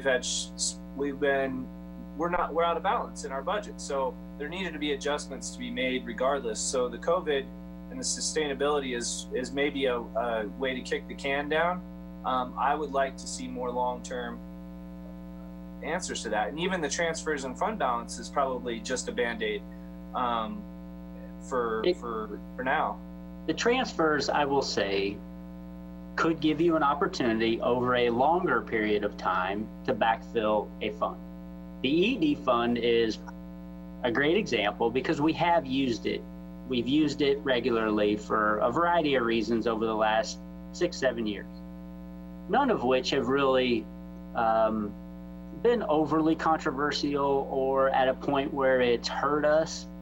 But I will tell you, if it's not renewed this year, next year, or the year after, that source of revenue goes away. So if you want a scenario right now with EcoDevo and you tell me it's not going to renew, it runs out in 2027 based on all the money you have today and the things you've used it for in the past. And that includes a $600,000 to $700,000 annual payment to retire the debt on a conference center that opened in 2012 that was financed in 2014. So there are all kinds of trade-offs. You take money out of the utilities, the water, storm, sewer, you can make that money up over time and fill that gap today. So transfers have been kind of something we've looked at over time. I can understand you have $35,184,691 in fund balances. At the same time, I'm telling you, your fund balance in the general fund is woefully inadequate. But you've got revenue and other streams that, you know, EcoDevo, I mean, what is the fund balance that you all desire? For 2020, we budgeted over $8 million. But I can tell you a lot of that $8 million is committed in the out years. And if you want to use some of it for 2021, you're going to have to decommit to some annual debt service payments in 2026 or 2027 or 2030 for that matter. That's the way you can shift some of that money around to fill gaps today that then give you an opportunity in the future to advocate for, a renewal or, a water rate fund increase from, instead of 3%, maybe we go to 4%. And you're talking pennies over time that actually add back up to what it is you're talking about transferring. Transferring is a lot of flexibility and it's viable. Don't get me wrong. But at some point, you have to replenish somewhere along the way. So if on that G column, the 50-50, what it would be I would like, if possible, to give yourself and Ron an opportunity and the 9 departments and as your staff to find a way that works that isn't across the board.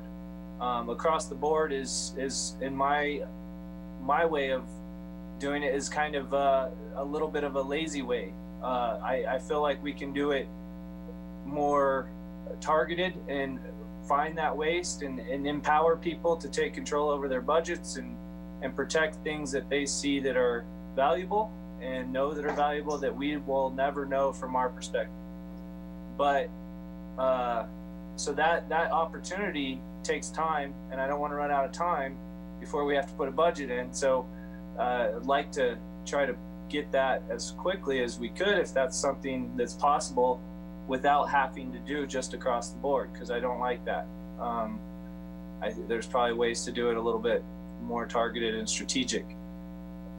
That's that breakdown of those 9 departments. If that 1.3 is viable, if it makes sense, then I will trust you on that. I'd like to see where that comes from, and also, but that's easier, I think, to find out. And again, I came to this commission with the sense of we had to do some housekeeping. It wasn't going to be fun. It wasn't going to be pretty. There was infrastructure that needs to be done that is never the cool stuff. We got stuff underground that nobody cares about until it doesn't work anymore that we got to fix. And we got budget issues that we got to take care of. So we can't just keep spending. And we got to realign. We've hoped that the sales tax would increase. We hope that EcoDevo would give us this boost. We haven't seen a dramatic increase in jobs created over the last decade. All of these factors were here when I was coming into the commission. Throw COVID on top of that, sure, but none of that. We can't blame all our budget and everything on COVID. This has been baking for a while, and unfortunately we have to clean it up, and it's not going to be fun, but it's necessary so we can. The hopeful side is I'd like to actually see us to be able to recruit great talent and get our staff the pay increases they deserve, and to do all of the things that we can that we constantly say that we want to do but can never afford to do. Once we have our budget lined up, I feel like that's where our priority has to be in our staffing and expansion, so we can grow those responsibly. But it's going to be ugly for a year at least to clean it up so we can really take care of our employees. I appreciate the feedback, Aaron. That's great direction. That gives us something to work with. I think it's in line with some other comments, but this calling out G and 50/50 gives us the type of direction I was looking for. Thank you. Jason, I wanted to add one thing. Of course, I don't have a problem with transfers, just wanted to limit it, out of the water and the street fund. But what we're pushing for here is a 0 mill levy increase, which still means a property tax increase. So if you take, G, if you add in there, it's just the increased validation, then that changes the numbers a little bit. So it's not 50/50. There is going to be some, because I'm for, the flat mill levy, but I understand with appraisals going up, that means there is going to be a little bit of money there, and that should be captured in the city budget because you've got some new buildings and things of that nature. So you can maybe tweak that and then add a little column there on if we did increase fees, how does that help us? And then I do think we need to really consider that economic development tax and putting it on the November ballot. What is the county officially going to move forward with their renewal of the sales tax this fall? Has that become official yet? I don't believe so. I think there's just been some discussion. There's been some discussion that they were planning to move forward.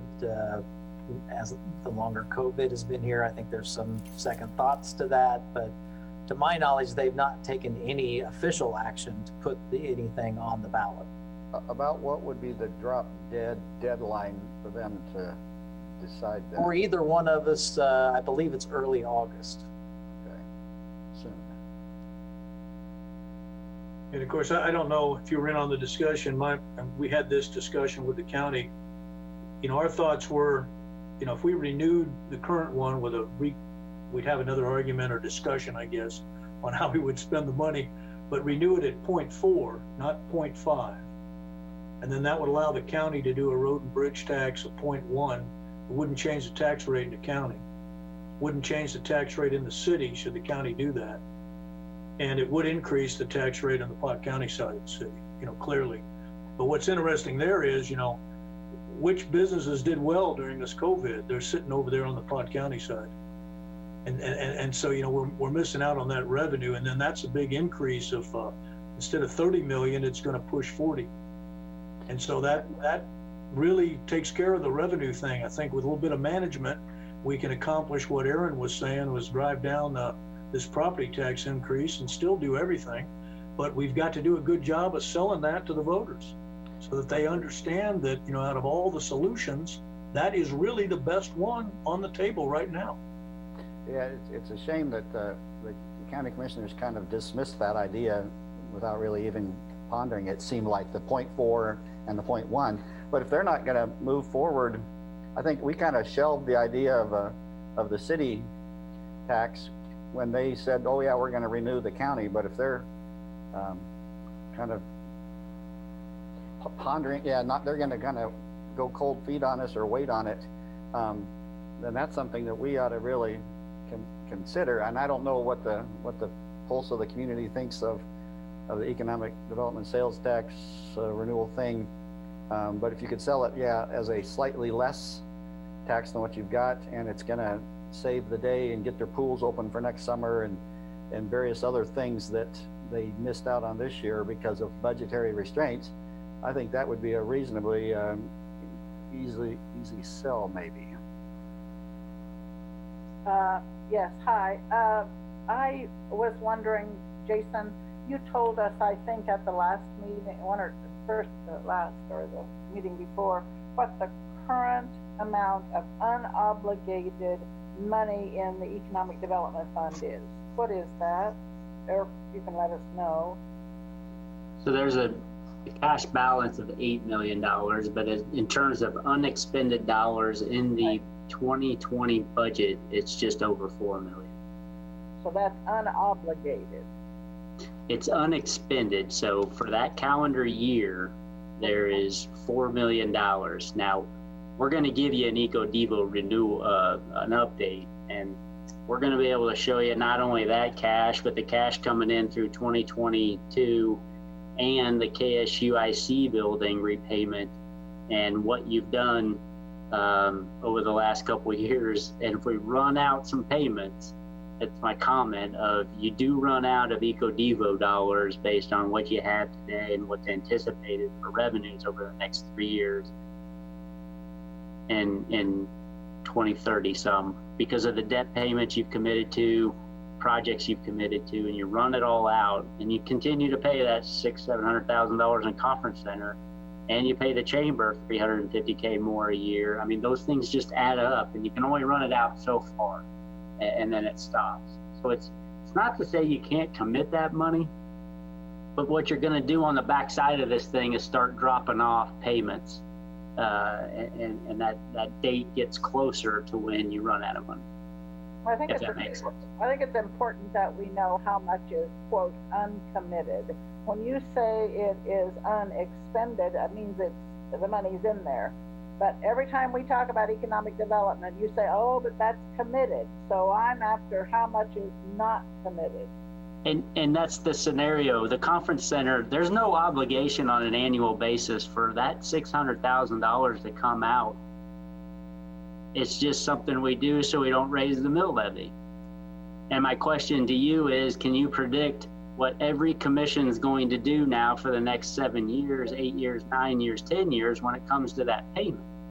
If next year they decide, nope, roll it into bond and interest, raise the mill levy to pay for it, then I'll tell you, you've got $6 million sitting around. But if you're going to pay for that debt over that 10-year period, I'm going to tell you, you got zero. So that's why it fluctuates. Is that committed or is it not? Is it committed to the chamber for the next 5 years, 10 years? Those are annual decisions you all make with that money. And that's why it's very difficult to tell you just exactly what you have. You want to know how much money, if you could spend it all today that isn't committed into a project that's ran out 10 years, it's about that $4 million, $5 million mark. But if you want to honor all your past obligations in the future, you've essentially run out of money. Okay. To Jason's point, the conference center is a good example because the original forecast was to spend about $1.5 million in economic development funds for the original conference center.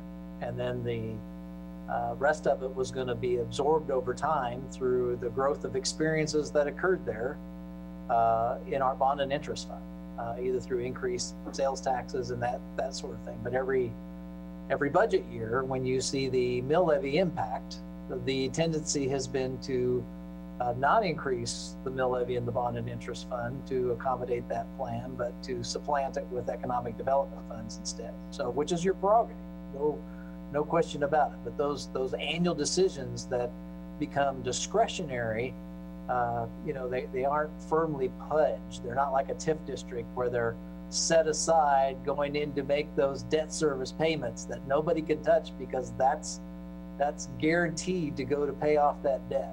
So those kind of provisions weren't made originally, and that gets back to some of our Kansas budgeting laws too that doesn't necessarily allow that. But those are the what's discretionary, and again, when you have a forecast that you've planned on accomplishing and you interrupt that forecast, and many times for good reasons, that just leaves you a hole out there that you got to plug later down the road and hope for either some additional revenue or a renewal of a tax or something else to take that place.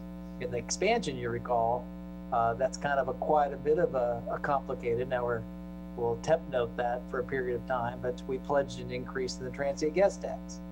Well, that's not generating much money for us right now.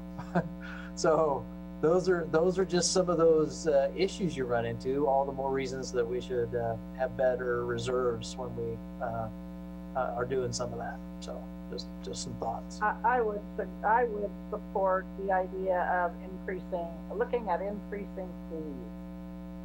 We have a lot of visitors here for our recreation programs, and when we look at it for next year, I think we have to take a look at that more seriously. And it's not that I want to. I love having $2 swim nights, but some things just aren't practical either in this day and age. So that has to be on the table. I would like to see a project status chart for the rest of 2020, and then one that you use to project into 2021. As we look at some of these, they are bigger ticket items, and how can we be looking at the budget without having the benefit of some of that information? Because our infrastructure costs are so high. And when I look at the $1 million the city had to spend to fix the Hayes Drive stormwater sewer, and we have these things that just go haywire that nobody can really predict. And while we're trying to just replace some of that old or historic sewer and water lines, it's slow compared to what a big $1 million break can do to the budget. So it's really tough. I think that I don't know, I need to think some more about the economic development sales tax. Other than just, I want to hold the budget as low as we can, and my original thinking was that to shoot for a 0% mill levy increase, and that's what I'd still like to pursue.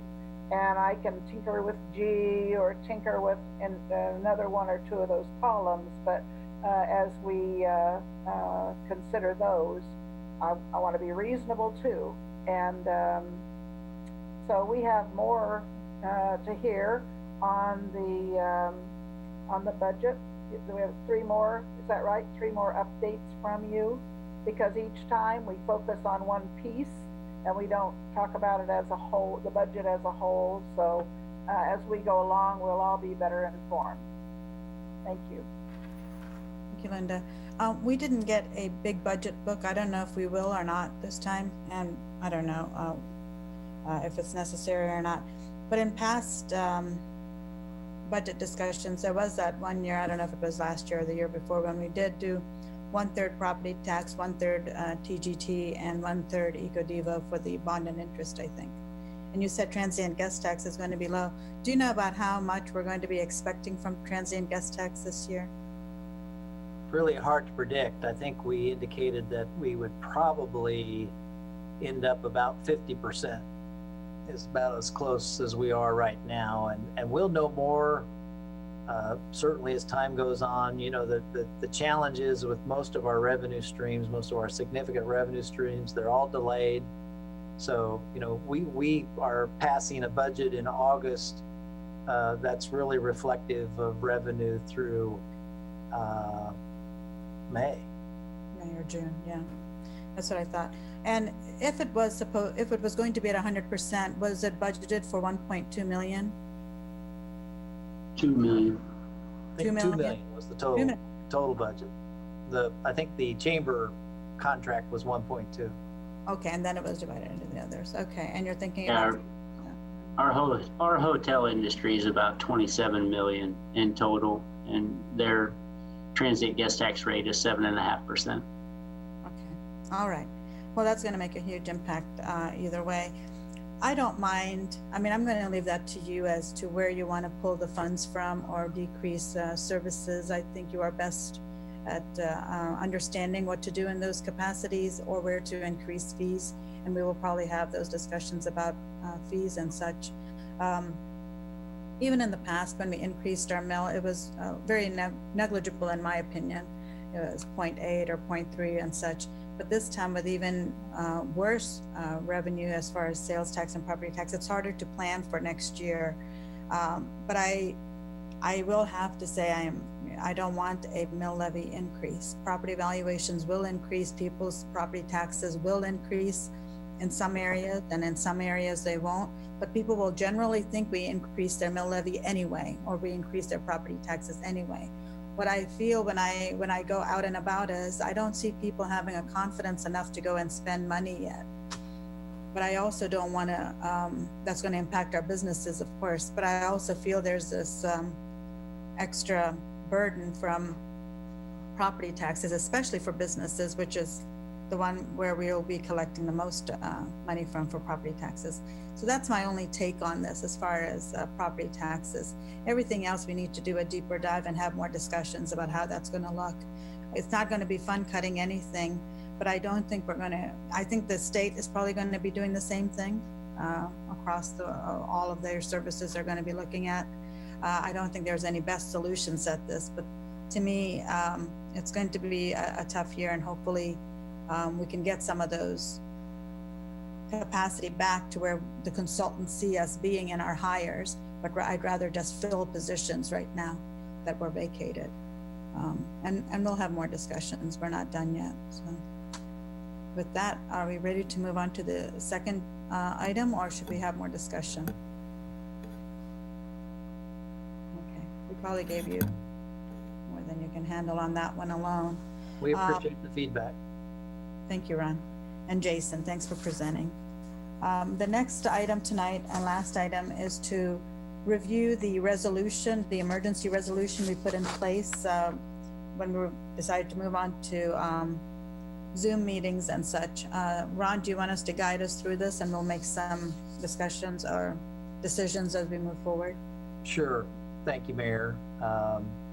As you know, we passed an emergency resolution back on March 31st, and it is set to expire June 30th, and has a number of operating protocols for how we were going to proceed. Gave me some additional authority and some expenditure approvals, as well as talked about how we were going to hold public meetings. And so part of that is, if you have the next slide.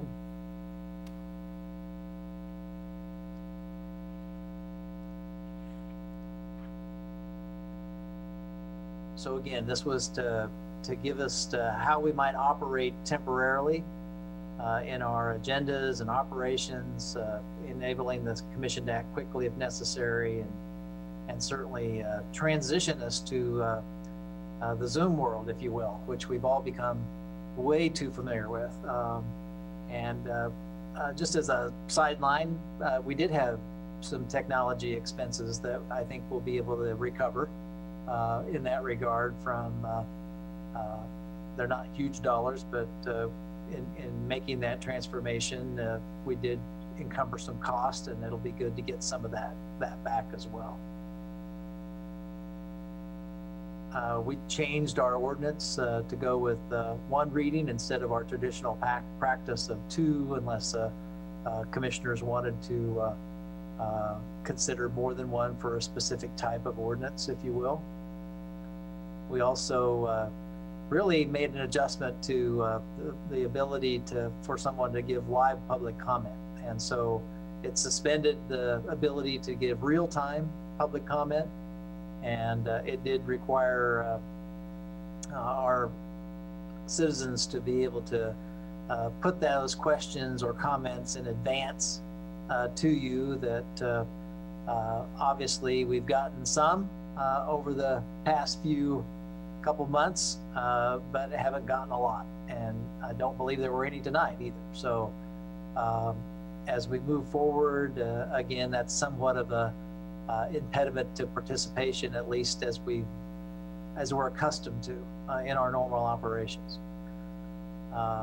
It expressly authorizes us to meet remotely and set some standards for how we meet, and certainly what we needed to do to be able to follow the Kansas Open Meetings Act at all times.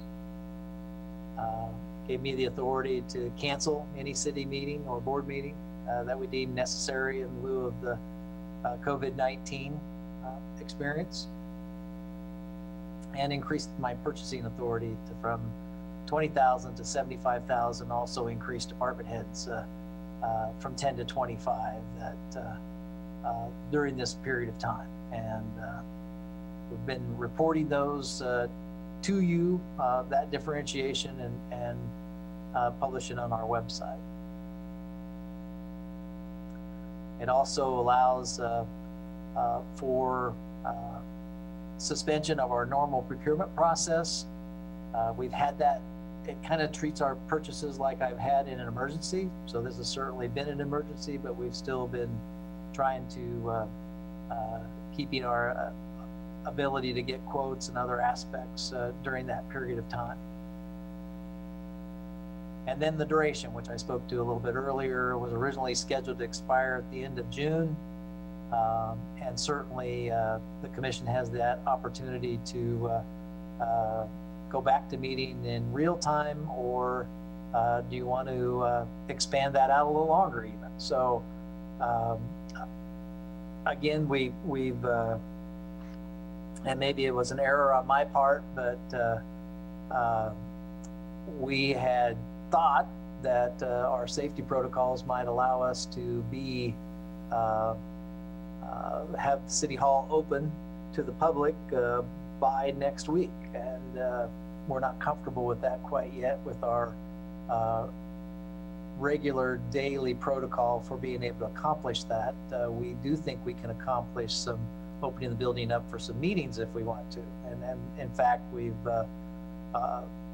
I've allowed the law board to be able to hold their June 15th public hearing on their budget. I thought that was a pretty important item for public comment, and so I've allowed them to use it. We're just going to open the building up to the public during that time period, and we have some protocols in place that they're very willing to assist with, which was important. So we also had previously advertised a public hearing to occur in the commission room, and that's for the 16th. We can still do that, whether you all want to meet back in person yet at that location, or if you'd rather continue things, we would open up the building for that person. It's a public hearing on a easement vacation and dedicating a new easement out in the tech park. There's a company that bought the old brewery that would like to expand.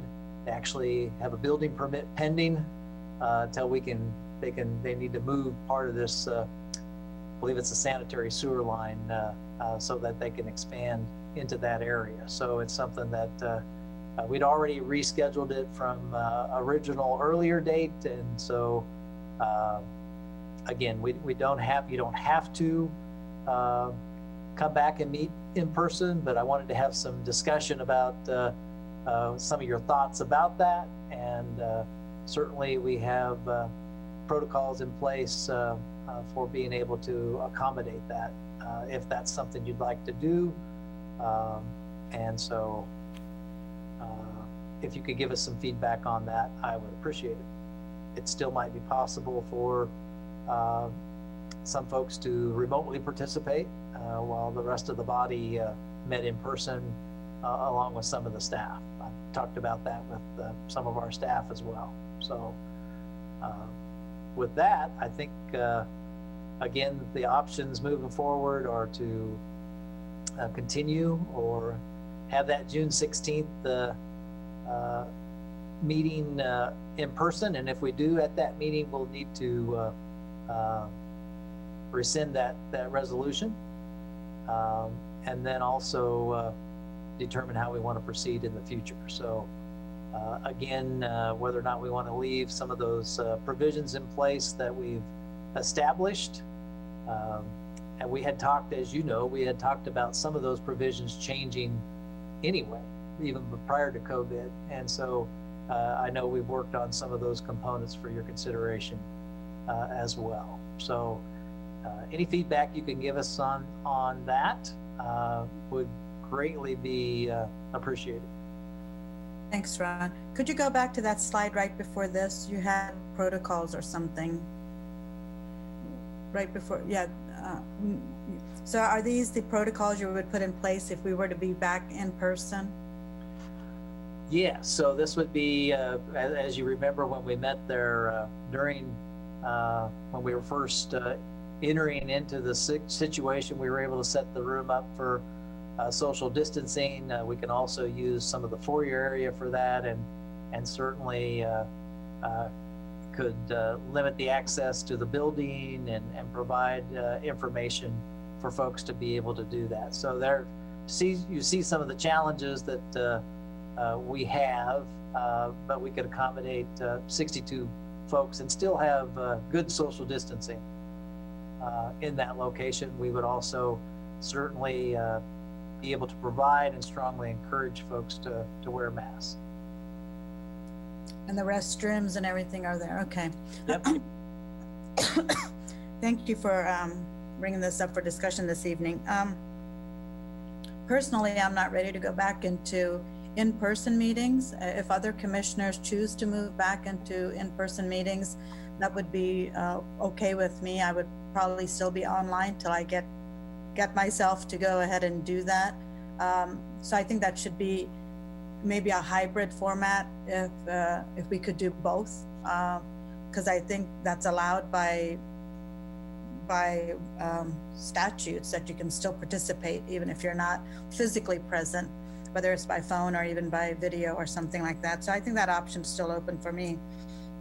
I like the guidelines you put forth. Since we are not necessarily, we're not in this stay-at-home arena anymore, I don't mind removing some of those provisions. I've always felt it beneficial to have more than one reading. I think I'm comfortable going back to 2 readings.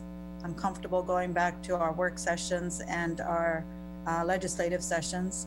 And if the commission chooses to have the in-person meetings, of course, public comment would be live at that point, which is something I prefer. But if everybody decides to stay online, we can still do the format we've been using, because I think that's been effective for the most part. We're all getting the emails, we're all able to read the communications and such. And the spending authority, we can go back to the way it was, and the emergency funding authority, we can go back to the way it was before the pandemic took place. But I'll open it up for commissioner comments and questions. Mayor Linda Morse, hi. I like the idea of even combining or having less bold lines between work sessions and regular sessions. I don't think we have, that's a historic format. I'm not sure we still have to do that. And I know we've been blurring the lines occasionally as issues have arisen, that that's how you've been scheduling it. So that doesn't have to continue. But I appreciate the 2 readings, and I realize what I'm saying is more burdensome for staff and how much easier it must have been just doing 1 but we approved that for the emergency part of the COVID, when our structures needed to be more efficient or slimmed down. But the part about having 2 readings is that we get 5 days or so to review an agenda item. And then when it comes back a second time, we've had usually a 2-week period. And it's more, and it also helps the public have have more time to think about it. We don't hear a lot from the public on those, which is, testament to the city administration and the process that we have. But I also don't want the public to think that we're ever trying to pull something over on them by only 5 days to respond. And so I like the idea of the 2 readings. I still regret, I guess, the lack of public comment over these last 3 months. I think we have proceeded. There haven't been a lot of public comments. Our community doesn't have as many people in it. They're thinking about the virus or other things, sheltering at home. There are lots of things to think about besides what's on the city agenda.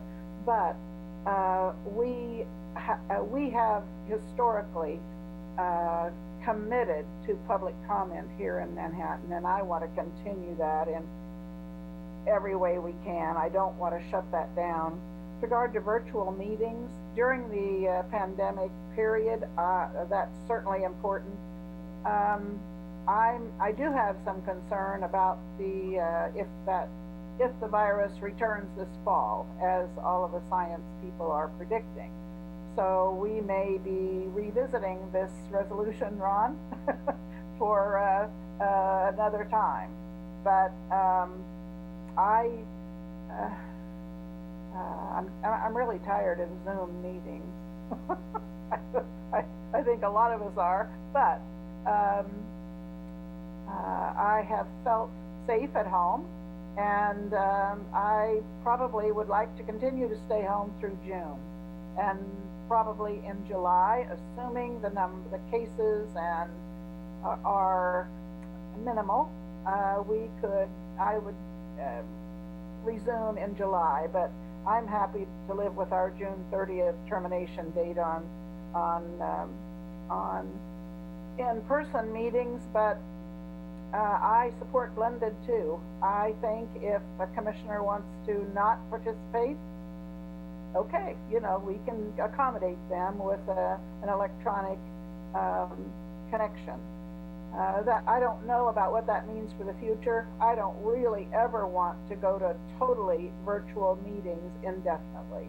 It takes the connection with the public out of it. Zoom does not accommodate, evidently, from what we've been told, public comments. So whatever, maybe we can find another application or app that would support, if we ever have to do this again, that would support public comment. To me, that is so important. Increasing your purchasing authority, I think that was important for the period of emergency.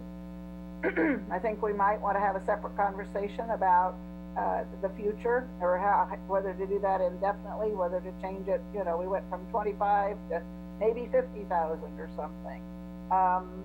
And then suspending the normal procurement process.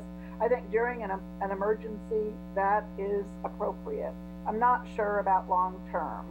I think we need some structure with regard to, you may not always be city manager or something, and so I want to look to the future also. and I'm glad you're allowing the law board to meet there, so that more members of the public can attend. Because at the county office building, the public, there are enough staff, board members and staff members there that there's not much chance for the public to get in the door. So that would be important. With regard to the public hearing on the 16th, we can't, you have the building, the commission room open for that public hearing, and then some of us are going to be on Zoom, and that kind of blended meeting is acceptable, right? Yes, so that would be the intent. You know, the commission would not have to be in the meeting. They just need to be able to communicate and hear the public hearing. And we would, you know, it's pretty unlikely that there will be. I mean, this is not a controversial type thing. It really only impacts the landowner. It's just an easement vacation. So I wouldn't anticipate there would be, but that would be the plan to accommodate them, would be at the building. Okay. All right. Thank you. Well, the current resolution functions until June 30th. So yes, I mean, those are my thoughts. Thank you. All right, just to keep it simple, Ron, sounds like, you know, to me, the solution here is just leave the resolution in place till June 30th. It'll expire, as we said. Have face-to-face meetings resume July the 7th. Go ahead and do that open hearing. So we'll have a blended meeting if somebody wants to talk on that. And then have the staff prepare a new resolution if we want to change some of the structure that was in that original one that expires June 30th. Like especially the spending limits. And that's where I am on it. Thanks. Since the city was led the way with having the Zoom meetings to start with, I would like us to lead the way in kind of getting back to normal and having the in-person meetings as soon as possible. I would be fine with going next week already, but it just seems like a pain to extend. I'd say let it expire also, but I would be ready to start meeting in person right away next week here. When it comes to the two reading versus one reading, the two readings, a lot of people don't hear about items on the agenda until they're reported in the news after the first reading, and then they get excited and have an opinion suddenly and want to weigh in the next time. But by then it's on the consent agenda and it's a rubber stamp deal, and so it's really it's good and it's bad. It doesn't really it gives them a little opportunity to read to weigh in on it, but it's really almost after the fact. And so one reading versus two, I don't really think it makes a whole lot of difference, so I can go either way on that. I like the idea of streamlining government and not making people wait that extra 2 weeks to actually, since it gets approved, it's like, okay, move forward with whatever it was that you needed voted on, instead of making them wait 2 more weeks before they can kind of move forward. So I think I'd probably I'm going to continue with the one reading, but I'm going to die on that sword. And so, I would vote to keep Ron's spending authority and the department head authority at the higher levels. But pretty much most of the rest of the stuff, let it expire. And I didn't think anything in there was, a lot of that stuff was more of emergency based. And I would like us to get out of emergency mode as soon as possible and sort of seem more normal, so that other people will see, oh, things are getting back to normal. I can leave the house. I can go out to dinner. I can get on with my life. Because I think that is the next challenge, is people feeling comfortable getting out. And I think that was a way for us to lead the way a little bit, because the numbers keep coming down. And so let's go ahead and let people know that it's time to get out and start doing stuff. Appreciate that. I agree with everybody. I will only add that if there is another, or when there is another resolution drafted, that we really we got to find a way to incorporate live comments somehow. I don't know if it just doesn't feel right. Well, I know this was an emergency, but now that we have some time to plan, I would hope that we can, it doesn't feel right to not have the public involved in the government process in a way that is a little bit more localized. So anyway, that's all I'll say. I agree with everybody else. It's already been said. So probably All make right. it let it expire is what I'm hearing. Yes, so I appreciate the feedback. That's very helpful. And as of right now, we also are looking at, so the next 3 meetings, next week's legislative meeting, and then 2 work sessions. We are tentatively planning on having a work session on June 30th, which is a 5th Tuesday. So we would plan to have all of those virtually still. So I will tell you that even with it expiring, some of the boards, like the planning board, I know they, and I think the BZA have already had to advertise. You have to advertise longer for some of those public hearings. So they already, I know their first meeting in July is already planned to be virtual. So even though they haven't, would be back, they're going to continue to be virtual because of those public hearings have already been advertised to be virtual. So we're working through some of those issues as well. But I appreciate the feedback, and that's very helpful. So that brings up a good point, Ron. Some of our advisory boards may have citizens that may be older or may have different types of health concerns. Can they opt out and still be virtual as needed? Yeah, we've talked about having some, even though that it expires, about potentially having some transition capabilities, and it is possible for folks to participate remotely. We can obviously, the technology's been enhanced to be able to do that, and so unless Katie can tell me something different, I think that can still occur, and certainly we can accommodate, and some of this will be with our staff liaisons and myself with you all, our staff, and working, educating you and training with some of our protocols that will be in place come July 1. Okay, thank you. And I'm kind of lost track on my days and dates. We have a military thing on June 12th. Then we have intergovernmental next Monday. It's the 22nd, I believe. Maybe it's yes, the 22nd is the intergovernmental. So it's a week from Monday. And then we have city, county. Yes, that is also being planned. And I think at least that one subject matter that I'm understanding is discussion of the potential connection of the Keats sanitary sewer to the city sewer system. All right, thank you. I just wanted the public to know, as well as our commissioners, so we can put it on our calendar. All right, is there anything else, commissioners or city staff? Okay, seeing none, we will adjourn. Thank you. Thank you. Thank you.